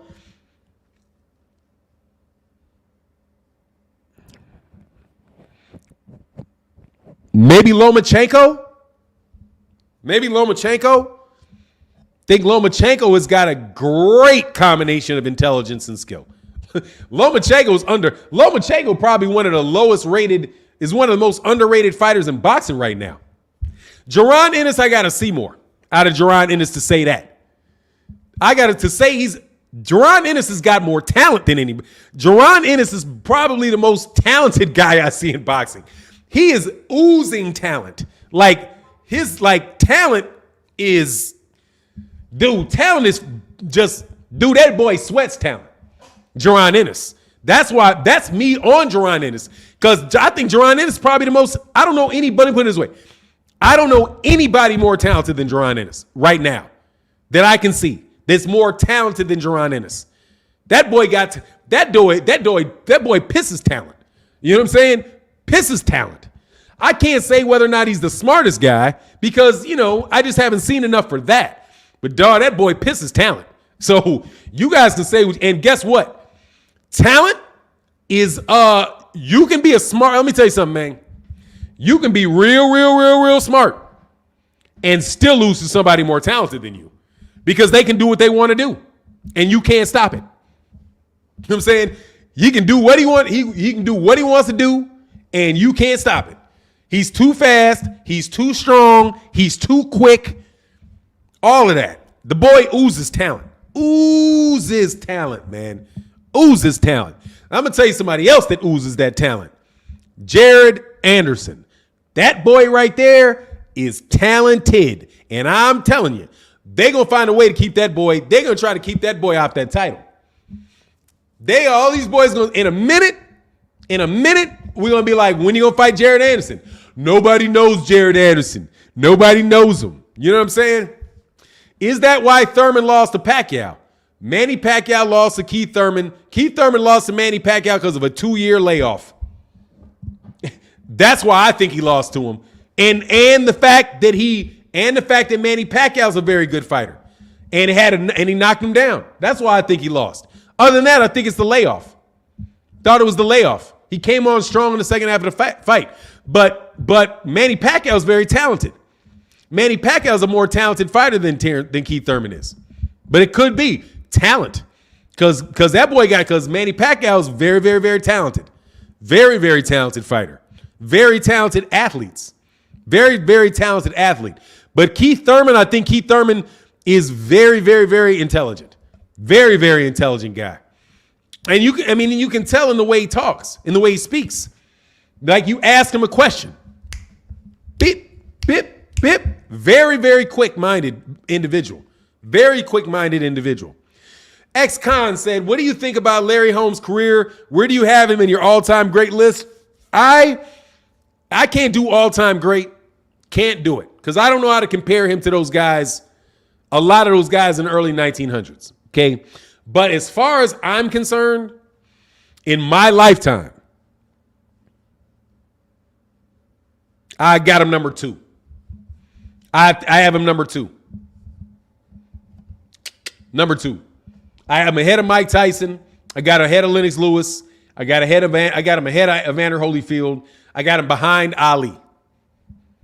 He's number 2 for me behind Ali in my lifetime. I'll say that. When he was at his best, number 2. Plenty tall to fight those guys as well. Plenty tall. So I don't need to hear all this. He's too big garbage. When Anthony Joshua got beat up, when we're in 6'6", big old Anthony Joshua got beat up by 2 guys shorter than Larry Holmes. Okay, I don't want to hear it, bro. Oh man, Retro said I'm with you for 9 in my lifetime. Number 2, I'm with you. Yeah, number 2 in my lifetime in the heavyweights, because that boy is a beast, man. Beast. Definitely beating Mike Tyson. Lennox Lewis, I'll put him over Lennox Lewis. Lennox Lewis ain't got no chin. Lennox Lewis gonna get that chin tested. That's why I would say it, because you didn't see Larry Holmes getting knocked out like that. I didn't like when you gotta for me, I have to take into consideration that Larry Holmes knocked that Lennox Lewis went to sleep twice. Definitely better than Frazier. Definitely better than Frazier. Definitely better than Frazier. Absolutely. Dude, Frazier to me, in his 40s, he was still a bad boy, gave Holyfield a good fight and whipped Mercer. Yeah, exactly. It's a bad boy. Larry Holmes, flabby and sick, whatever. Larry Holmes put that on you, bro. Larry Holmes put that work on you, man. Justin Dunn said, what about Sugar Ray Robinson? Where do you put him, man? I really do, just as an all-time great, like one of the best fighters ever, obviously. But I have never seen, but I've only seen him in a couple fights. It's very tough to do that, man. Like, really, and be honest about it. You know what I'm saying? Like, it's tough to do that and be honest about it at the same time. You know, I'm not, man, I haven't seen St. Cruz in a long time. But yeah, R.I.P. Tupac. Like I didn't see him fight. You know what I mean? It's obvious Fannon is up on his music as well. No, I'm not actually, bro. I don't really listen to music, man. That shit gives me a headache, man. Like my son, I listen to music in the car with my son. But any other than that, man, I try not to do too much music, bro. Foreman's up there as well, man. Ken Norton, you know, yeah, Ken Norton is up there. But Ken Norton is kind of like a guy like, you know, Anthony Joshua to me. I would put Kenny Norton something like Kenny Norton is around like an Anthony Joshua to me, like that. I think Anthony Joshua would be a Ken Norton type of fighter in the 70s, around that level. A very good fighter, but not the best, right? You know what I'm saying? Like, I don't think Ken Norton is good as Tyson Fury. I'll say that. I do not think he's as good as Tyson Fury. I'll give Tyson Fury enough respect for that one. But, you know, Larry Holmes could fight, bro.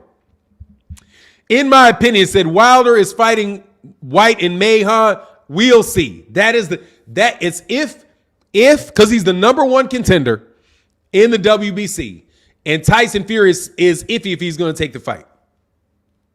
Wendell Jackson said your intro show you're up on music. Yeah, I mean, you know, I got good taste in music, if you mean that. Yeah, I got good taste in music.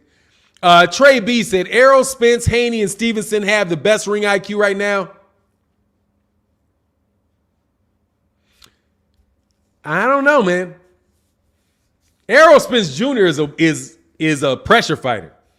I mean, his calculations ain't complicated. He's rapid fire. You know what I'm saying? I think Errol's one of the most talented fighters in boxing. But I can't say. He's very intelligent, though. Very smart guy. Very quick-minded, too, without a doubt. Shavers would be ashamed for hitting Larry Holmes with that right hand. Still didn't know how Larry got up. Exactly. That's why I'm taking Larry Holmes. Because you can hit. Said AJ would have problems with Ali clones. Absolutely. A guy that jabs and moves out to the side. No doubt about it. Philip Guthrie says Bud's ring IQ is greater than Spence's. Well, we'll see. We'll see this week. We will see. We shall see. We'll see if it is or not. We'll see. Because now's the time, bro. Now's the time. You know what I'm saying? Now's the time that we're going to see whether that's true or not. I'm not sure if it is or if it's not. Errol's very, very intelligent guy, bro. A very, very intelligent fighter in there. And he's not going to let you breathe. Choking you out. Choking you out may be one of the smartest things you can do in the ring. Pressuring the guy, choking him out. He sees where the punches are coming. He's going in light speed. I mean, that's what I will tell you. He's a very quick thinker. Because in order to fight the way that Errol's thinking, he's reading what you're doing very well, very quickly. Terence Crawford takes longer to figure people out than Errol Spence Jr. does. Errol Spence Jr. is figuring you out while he's beating on you at the same time. That's where I would say Errol's intelligence is. Because he's figuring you out while he's beating you at the same time. Terence Crawford takes a couple rounds to figure you out. Shifts you, moves you, just different styles. You know what I mean? Different styles. Errol is beating you Errol is packing out rounds and beating you up from the start. Making you sweat, making you play speed chess. You know? Justin Dunn in that super chat, brother. Thank you so much for that support, man. Thank you so much for the support. See what I'm saying? So it's like, you know, somebody thinks long, somebody thinks fast, somebody thinks quick. You know? Quick thinkers. And like, I'm not the quickest thinker in the world, but I can think. I'm a deep thinker. But it's not going to be the quickest in the world. Like, you know, there are people that think more quickly than me. Boop. Real quick thinkers. I think more deeply, right? Gets me in trouble a lot, though. Yeah, Mr. Empire says Spence is a great problem solver. Yeah. But hey, at the end of the day, man, it's a fight, bro. We'll see. You gotta play chess with the dude. But we'll see. We'll see. I don't think anybody is necessarily smarter than like Canelo Alvarez, a very smart fighter. Very smart fighter, bro. Very.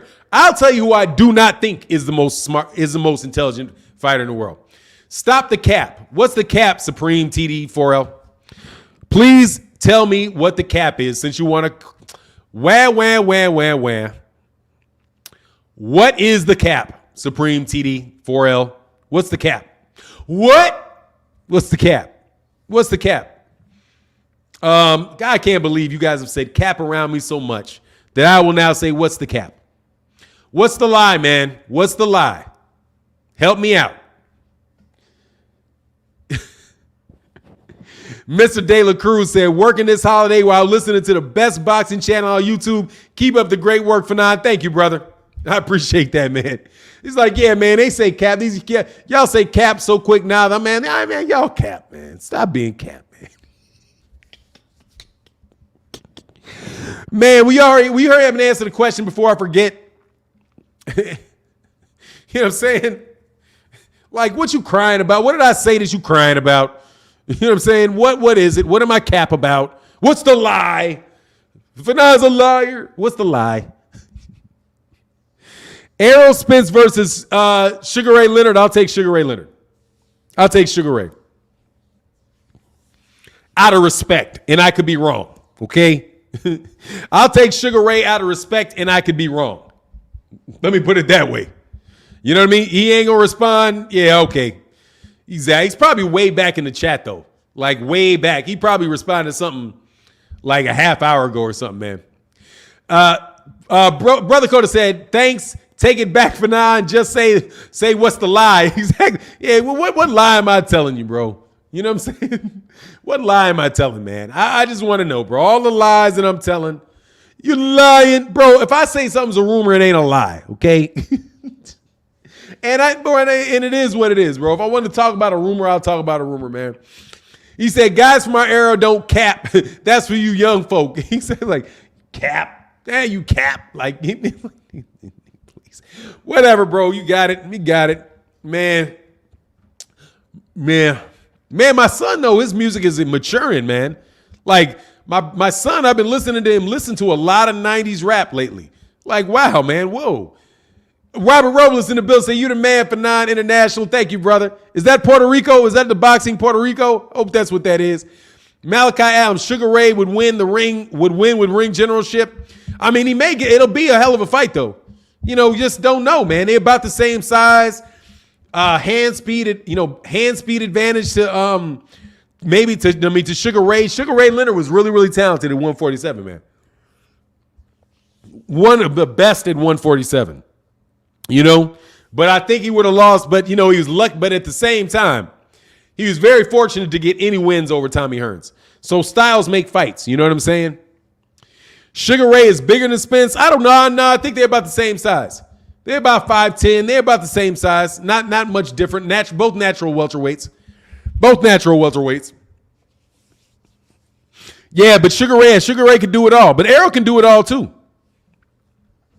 You say he has great taste if he's listening in the 90s. Yeah, man, the best era in hip-hop. Man, I like it. These guys now are good, though. I just don't know. I just, get tired of them talking about guns and drugs. But the music, the beats are every era, and I'm not getting into no long music talk, so please don't get carried away. All right? All of these guys' beats are nice. All of them, except for the 80s. 80s beats sucked. Just no joke. The early 80s beats sucked. The ting titty bang bangs, they sucked. All of that, I wouldn't be all of that. Well, would not. What's the name of that group? A Freaka Mambata and all that, man. You can keep all them beats. Once they started putting real music behind it and simplifying the beats, simple beats and real, real musicians putting beats together. I like what they do now. Dude, the 80s beats sucked, bro. I'm just telling you, they did, man. That's why I wasn't into it. I was like, man, why am I listening to this? I'd rather listen to this. I'd rather listen to the music because the music was better than the beats. But in the 90s, they switched it and they started They started putting music in there, sampling the music. And so you hear really good music behind the rap. And that was what's up. He said, not Zapp and Rogers. Hey, man, I'm just telling you, bro. I didn't like any of that electronic piano, any of that electronic piano, all of that. I don't like any of that crap. EPMD was in the early 90s, bro. EPMD was early 90s, late 80s, early 90s. I'm talking about Curtis Blow.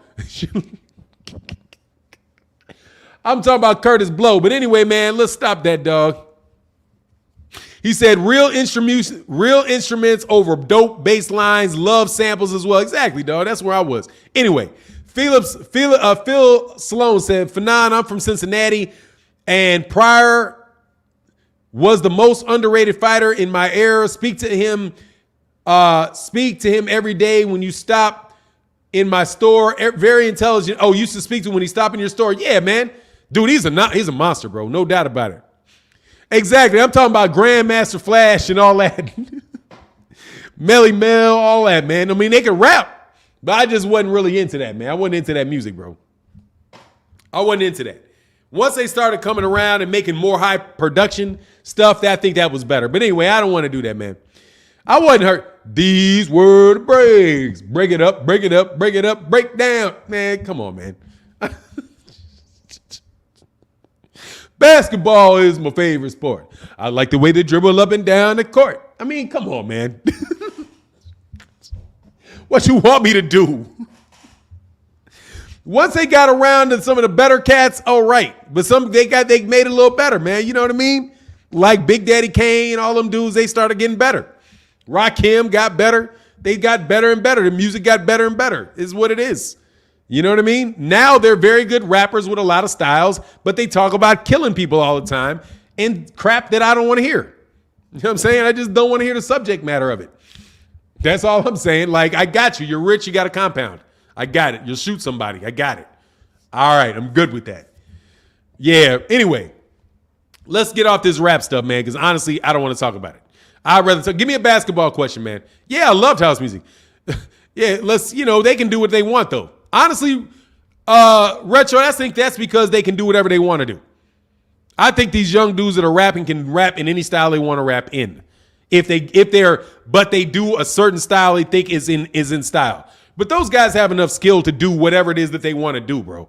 You know what I mean? So I will give them that. I know that most of those dudes can do that. They got a lot of skill. Very, very, because there's so much time built up in it now. Anyway, are you familiar with Dwight Muhammad Qawi? Absolutely. The cruiserweight Dwight Muhammad Qawi. The great fight with Evander Holyfield. Absolutely, bro. He says you talking about the 70s and the 80s and with the whack beats by the mid 80s to production. Yeah, gradually by the late 80s. 88, 7, 88 with Public Enemy. For me, with Public Enemy. Public Enemy was the first rap group that I was like, all right, I'll listen. Before Public Enemy, I wasn't really trying to hear it. Honestly. But I don't want to keep doing that, man. Please, let's stop talking about the rap. I don't want to keep talking about that, bro. It's a boxing channel. Let's talk about it. Yeah, Dwight Muhammad Qawi was a great fighter, man. Very, very solid fighter. Very, very good, man. What do I think about the Bulls this year? I don't, man. I haven't really been paying attention to them, bro. All I've been doing is boxing. Haven't been paying attention to basketball at all. Honestly, man, I'm so out of basketball. I had no idea that LaMelo Ball was in the league and won Rookie of the Year. I looked up and I was like, what?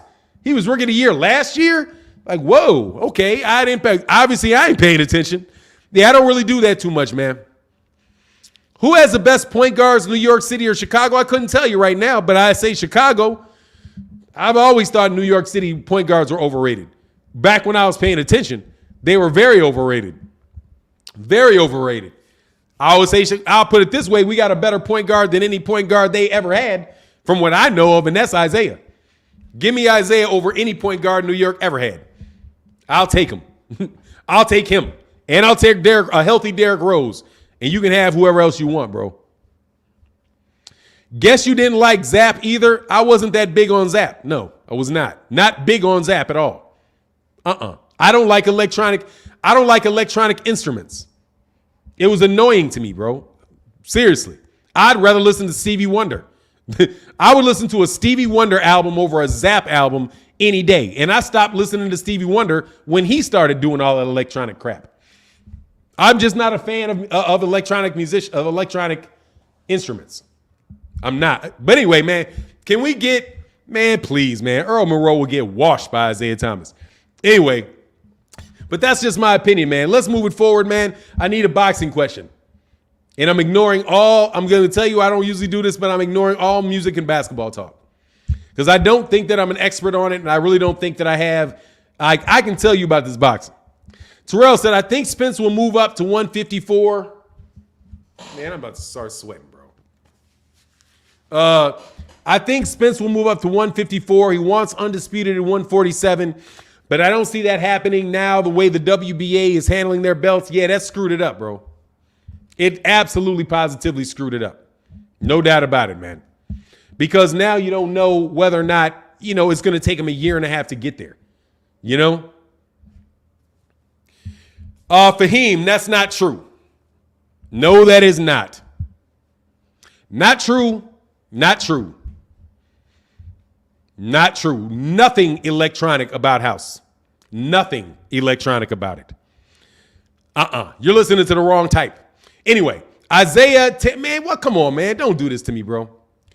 Were you going to answer what boxer has the lowest IQ? Dude, it's hard for me to tell you who's the dumbest cat in boxing because they would have lost. Of all the fighters that are talking smack, I would have to say maybe Rolly. Rolly Romero?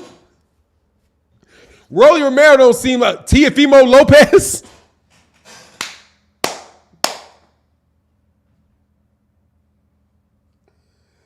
Woo! Maybe Teofimo Lopez, bro.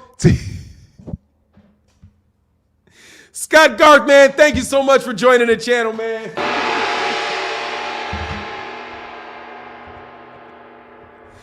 That I listen to on a regular basis, Teofimo Lopez. Bro, Teofimo Lopez and Rolly Romero seem like Dumb and Dumber, dog. I cannot lie, bro. Man, to me, man, him and Rolly, bro. But, I mean, seriously, dog, that's just kind of me clowning, man. I'm joking with that, really, bro. I'm really kind of joking with that, man. Who do you like in the heavyweight that's coming up? I'm a huge fan of Jared Anderson. I like Jared Anderson, and I hope that Danny Dubois improves. I hope that fight with Danny Dubois is a one-off. You know what I'm saying? I think that's a one-off. I hope that's a one-off because he looked terrible about that, man. Blood, Fannon, how much longer do you think the guys in their early 30s to mid 30s have? Spence, Porter, the Charlos, Crawford, Usyk, AJ Fury, these guys are all aging out soon. Yeah, about it in the next 4 years. And see, for me, it's the guys coming up behind them. Or if they can fight each other and not take these fights, they can fight till they're 38. If they don't have to fight anybody. The question for with the heavyweights, like for Usyk and AJ and Fury, they can fight longer because they don't have anybody. They don't really have anybody coming up behind them that they have to fight. As far as these welterweights go, though, like Spence, Porter, Charlo, and all those, it's going to be tougher for them because they have guys that are coming up. They have guys that are coming up behind them. They have legitimate guys. You have legitimate guys at 140 and 147 that will cause these guys problems if they get older. You know what I mean? So like for Spence, for me, I think probably, has some time left if it wasn't, but he had those car accidents. So you really don't know, what the long term is on him because he had that car accident. And it may not affect him 3-4 fights down, but wear and tear on the body, that was wear and tear on his body. And I don't think that he is somebody that is going to want to fight for a really, really, really long time. Terence Crawford, I think, is going to probably fight for a few more years because he hasn't had any wear and tear on his body because on the real, he ain't really fought nobody. I mean, not fought anybody that has really put any work on him, except for, they say that a lot of that stuff, a lot of that really comes from, what you're doing in the, what you do in training, So I just think a few more years, similar to what's going on with Mayweather and those guys, they'll phase out, and I think that they're going to phase out. Brother Coda said Tio is dumb outside the ring all day. Arum had to tell him to shut up, schmuck. Look, man, Teofimo. Only reason I say that I don't think Teofimo is dumb. Obviously, he's not dumb. He's not dumb. He's a bright. He just ain't telling the truth, and he's not very good at not telling the truth. He's just talking. You know what I'm saying? Whatever he's saying, he just came up with. That's where I am with Teofimo Lopez. Whatever he's saying, he just came up with just a minute ago. And for me, that's where I'm like, man, there's so many holes in what you're saying that I don't really want to hear it. You know what I mean? All this conversation he's having about fighting Devin Haney, I don't believe him. I don't believe him at all. I believe what he's doing is he's saying, yeah, I'll fight you, and trying to win the conversation. Instead of just being honest, man, I'm not fighting Devin Haney. I'm the undisputed. I believe I'm the undisputed champion. I have the WBC franchise belt. Devin, you do not have that belt. I'm gonna go move up and fight Teofimo Lopez after this next fight. I'm just not fighting you. You're nobody. You're not important to me. I think if he would say that, he'd be telling the truth. He may have people, oh, you're ducking me, you're ducking me, you're ducking me. But at the same time, bro, he'd be telling the truth, and he wouldn't be saying things that don't make no sense, because he keeps saying he's gonna go fight Teofimo Lopez. But at the same time, he says, oh, well, Devin Haney's the reason that the fight's not getting made. It cannot be both. You know what I'm saying? It can't be both. It's either you want to fight Devin Haney, or you're gonna or you're gonna move up and fight Josh Taylor. It's one or the other. And that's where I'm saying that what he's saying sounds dumb, because it's so easy to see through it. You know what I mean? He doesn't have any intention on fighting Devin Haney, no matter what. And here's the thing, neither does Ryan Garcia. I don't think JoJo Saunders Jojo Diaz had any intention on fighting him till he was forced. And he was like, look, man, I said I would fight him, so I'm going to fight him. I don't have the Ryan Garcia fight fell through, so he took the fight. That's what I think. Phil Sloan said, who's the best trainer in right now in boxing? I think it's probably Derek. I'll take Derek James as the best trainer in boxing. We'll see what happens after the fight with Marcus Brown. But my take is Derek James. I think Derek James is. I know the popular pick, the most popular trainer in boxing right now is Eddie Reynoso. But I don't think Eddie Reynoso's doing any better a job with anybody than Derek James is. Because Derek James has 5 of the 8 belts between 154 pounds and 147 pounds. But for me, it's going to depend on what happens with Marcus Brown, what happens with Marcus Brown when Marcus Brown beats Beterbiev. If Marcus Brown is able to beat Beterbiev, then I'll be like, okay, yeah, that's something really big. Trey B, what you laughing at? What's funny about that? I mean, Eddie Reynoso, I'm not sure what you're laughing at. Eddie Reynoso built one fighter, Canelo Alvarez. Okay, so that's Canelo Alvarez. What else has he done? Derek James has Jermell Charlo. He has Jermell Charlo. And 3 belts there. So I'm not sure, which guy I would say is better right now. But I would be interested to know, and he's got, there you go. I would say Derek James, and nobody's juiced out of his place. You know what I'm saying? That helps too. You know what I mean? But Oscar Valdez, Derek, let me tell you something. As soon as Oscar Valdez fights Shakur Stevenson, he's going to lose. So I don't even want to hear Oscar Valdez. You know what I'm saying? I don't even want to hear him. I don't want to hear it. But I'd be interested to know, like, what's funny. Terrell W. said, Fannon, should Porter have picked up a new trainer? I think his dad is a great trainer, but can only take Porter so far. No, I mean, they've been working together their whole life, and he does have other trainers that work with him. He's got Barry Hunter that works with him. Barry Hunter worked with him. I mean, man, you got Barry Hunter. I don't know how you're going to do much better than Barry Hunter. Barry Hunter's a very, very good trainer that works with Sean Porter. And if Barry Hunter works with him for this fight, I think he's going to be able to he's going to get that game plan together on him, man. Set for Life Production said Brown ain't beating Beterbiev at all. Hey, man, don't be shocked. Do not be shocked. I'll go back and I'm going to go look at the tapes of the two again. Don't be shocked if he does. Marcus Brown has what it takes to beat Beterbiev. Martinez Daniel, said, who wins, Tank or Haney? Tank. I think Tank. But the fight will never happen. But also it's going to depend on what happens with this JoJo Diaz fight.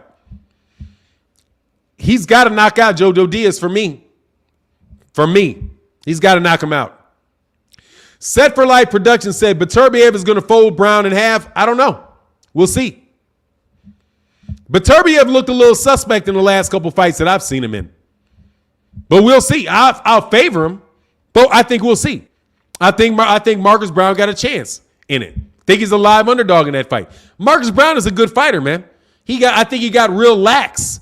I think he got real lax with John Pascal. Real lax with John Pascal, and it cost him in that fight. You know, he was definitely a sucker for an overhand right in that fight. But he can box. And Beterbiev is a pressure fighter. If Marcus Brown can keep him off of him and hurt him and stuff, he's got a chance to win the fight. You know, I'm not going to favor him to beat Beterbiev in that fight, but I think he's got a chance to win the fight.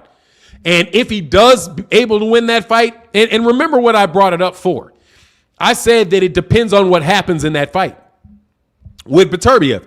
If Beterbiev beats him, then man, come on, man. How can you not say that man is the best trainer in there if he can get him past Beterbiev? You know what I'm saying? Says Jean Pascal was on that juice though. Hey man, come on, man. You can expect all these guys to be on juice in my opinion. You know? He didn't test positive for a while after that. You know what I'm saying?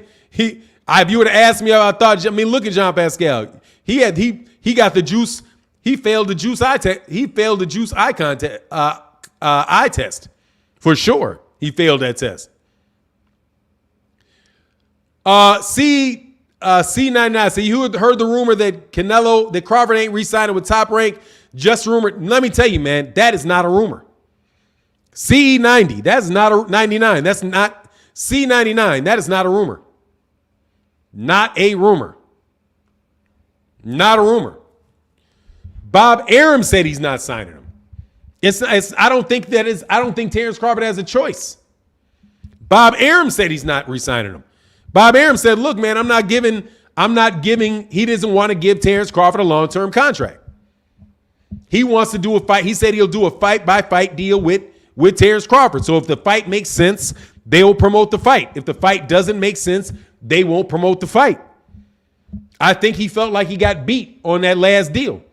You know what I'm saying? We got beat on that last deal by Terence. And he did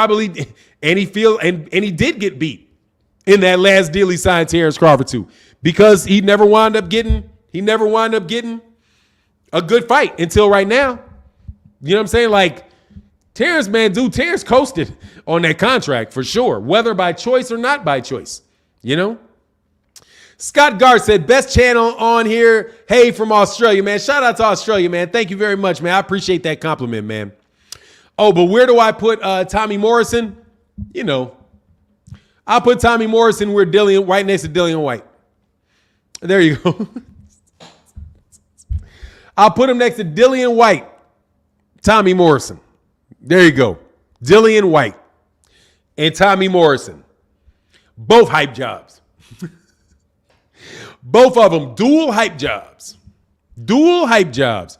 Because to me, Dillian Whyte is not trash, but Dillian Whyte, man, just get out of here, man. You know what I'm saying? I put him right next to Dillian hype job Whyte. I'm not impressed, bro. I'm not impressed. Set for Life Production said Pascal did Brown dirty, but Turbiev is a different animal. Of course, styles make fight, but Brown has lost focus in other fights, and I like Brown's style. Just isn't a rugged enough for him. I mean, dude, see, let me remind you why I said that. I said that because you're asking me about Derek James and who's the best trainer in boxing. For my money right now, it's Derek James. That's my money. And I've been around Derek James and I see what he does. Very detail oriented, very honest with his fighters, all of that good stuff, man. I like Derek James, the trainer.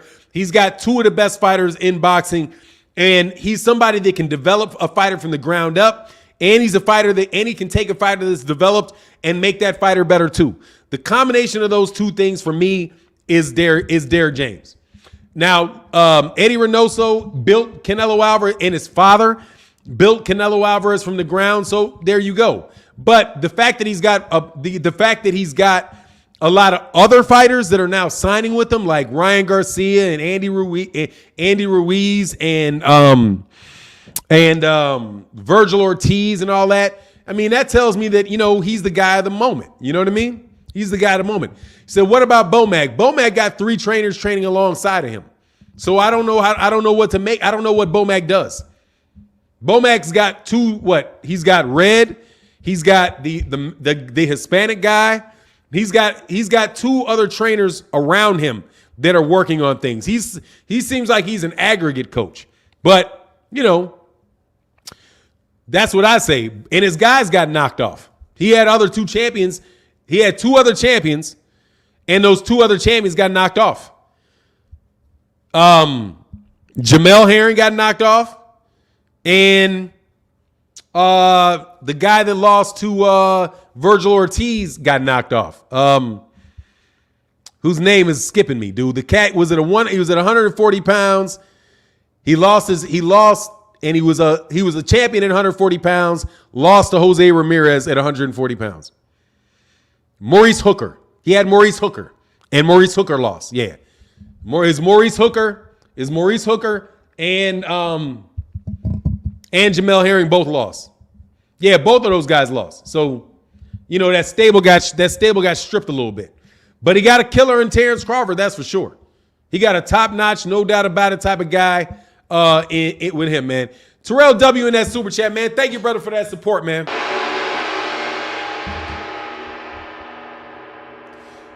Said off to work. Great boxing talk as always. Thank you, man. I appreciate it, man. Thank you so much, man. Trey B said I was laughing at Romero ring IQ comment. Yeah. Okay. Oh, thanks, Trey B. Yeah. Rolly Romero. Rolly Romero, bro. Yeah, Rolly Romero. Man, dude, he's crazy for that monster hypocrite talking smack about Gervonta Davis, though, man. Absolutely monster hypocrisy, man.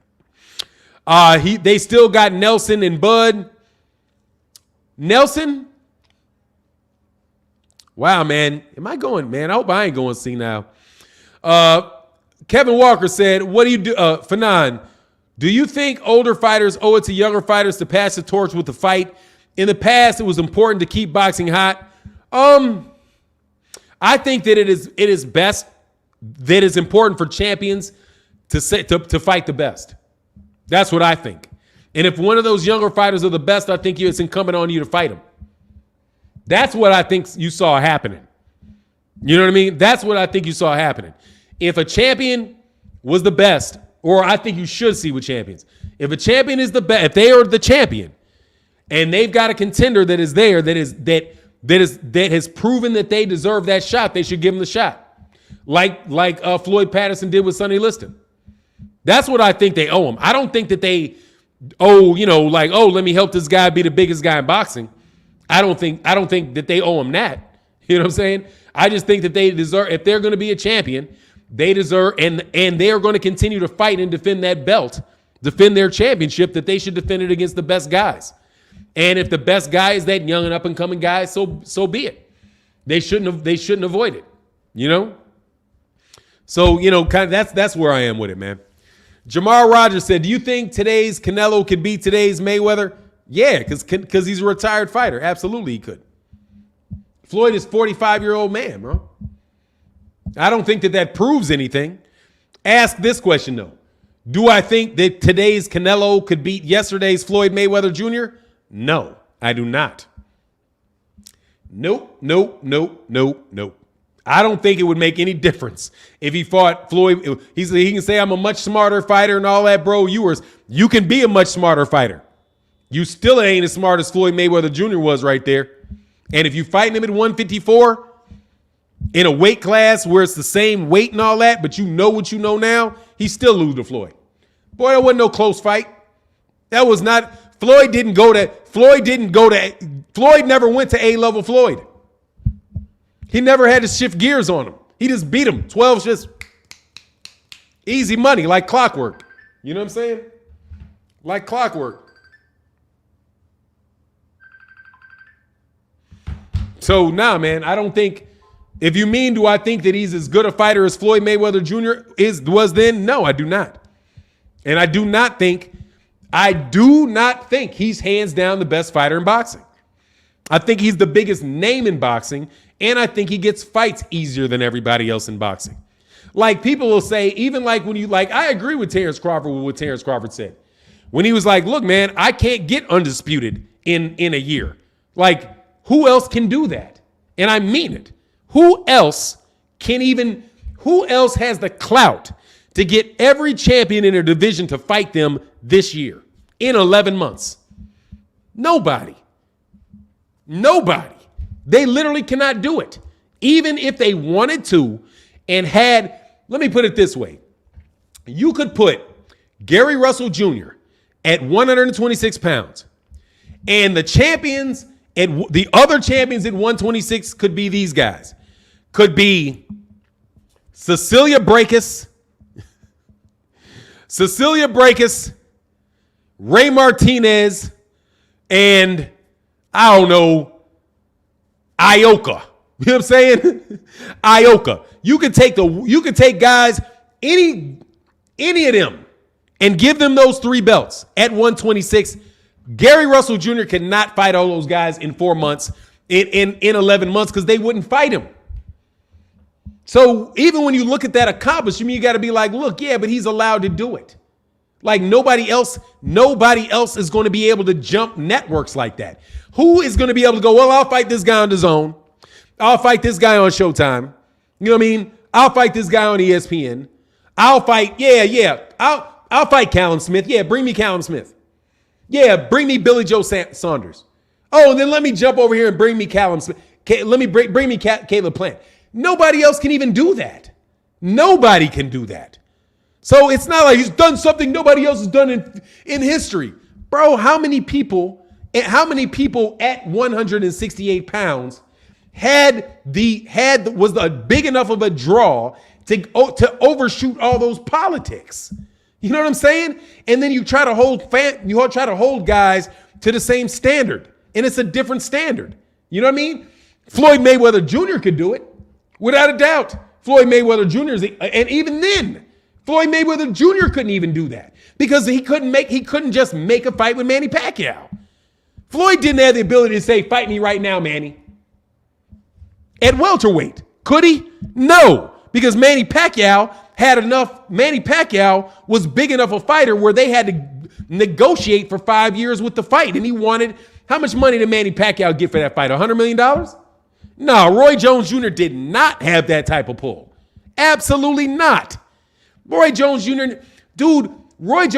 was fighting on HBO, and HBO was not paying him that type of money, man. No.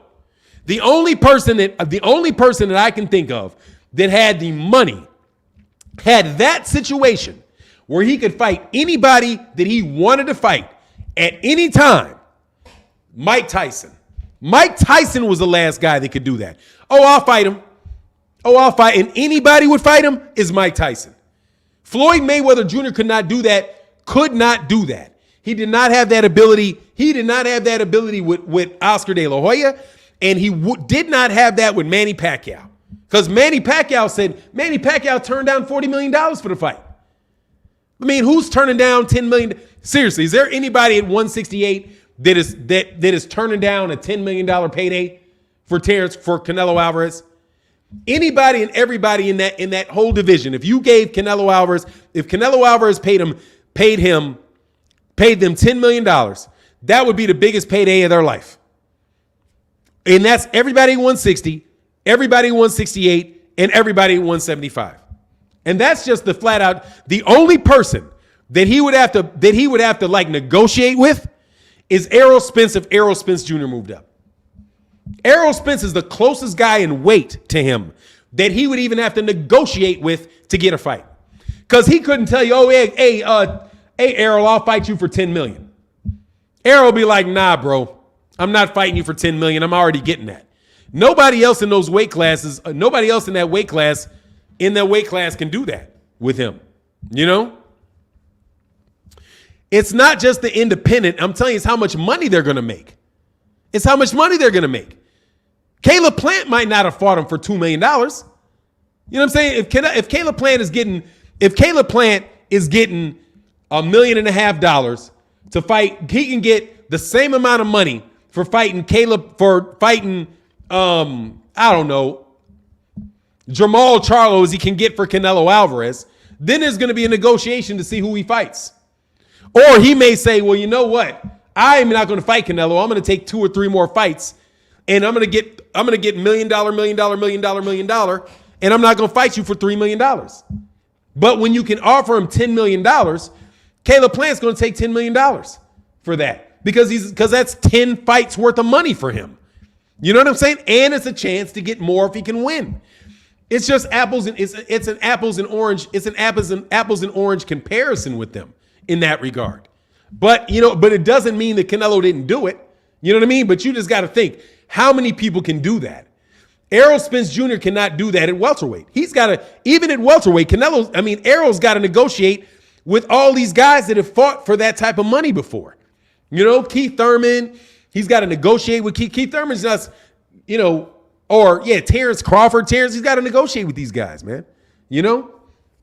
That's what I take it, though. But anyway, man, look, much love to everybody in the chat, everybody in the super chat. We'll be back tomorrow.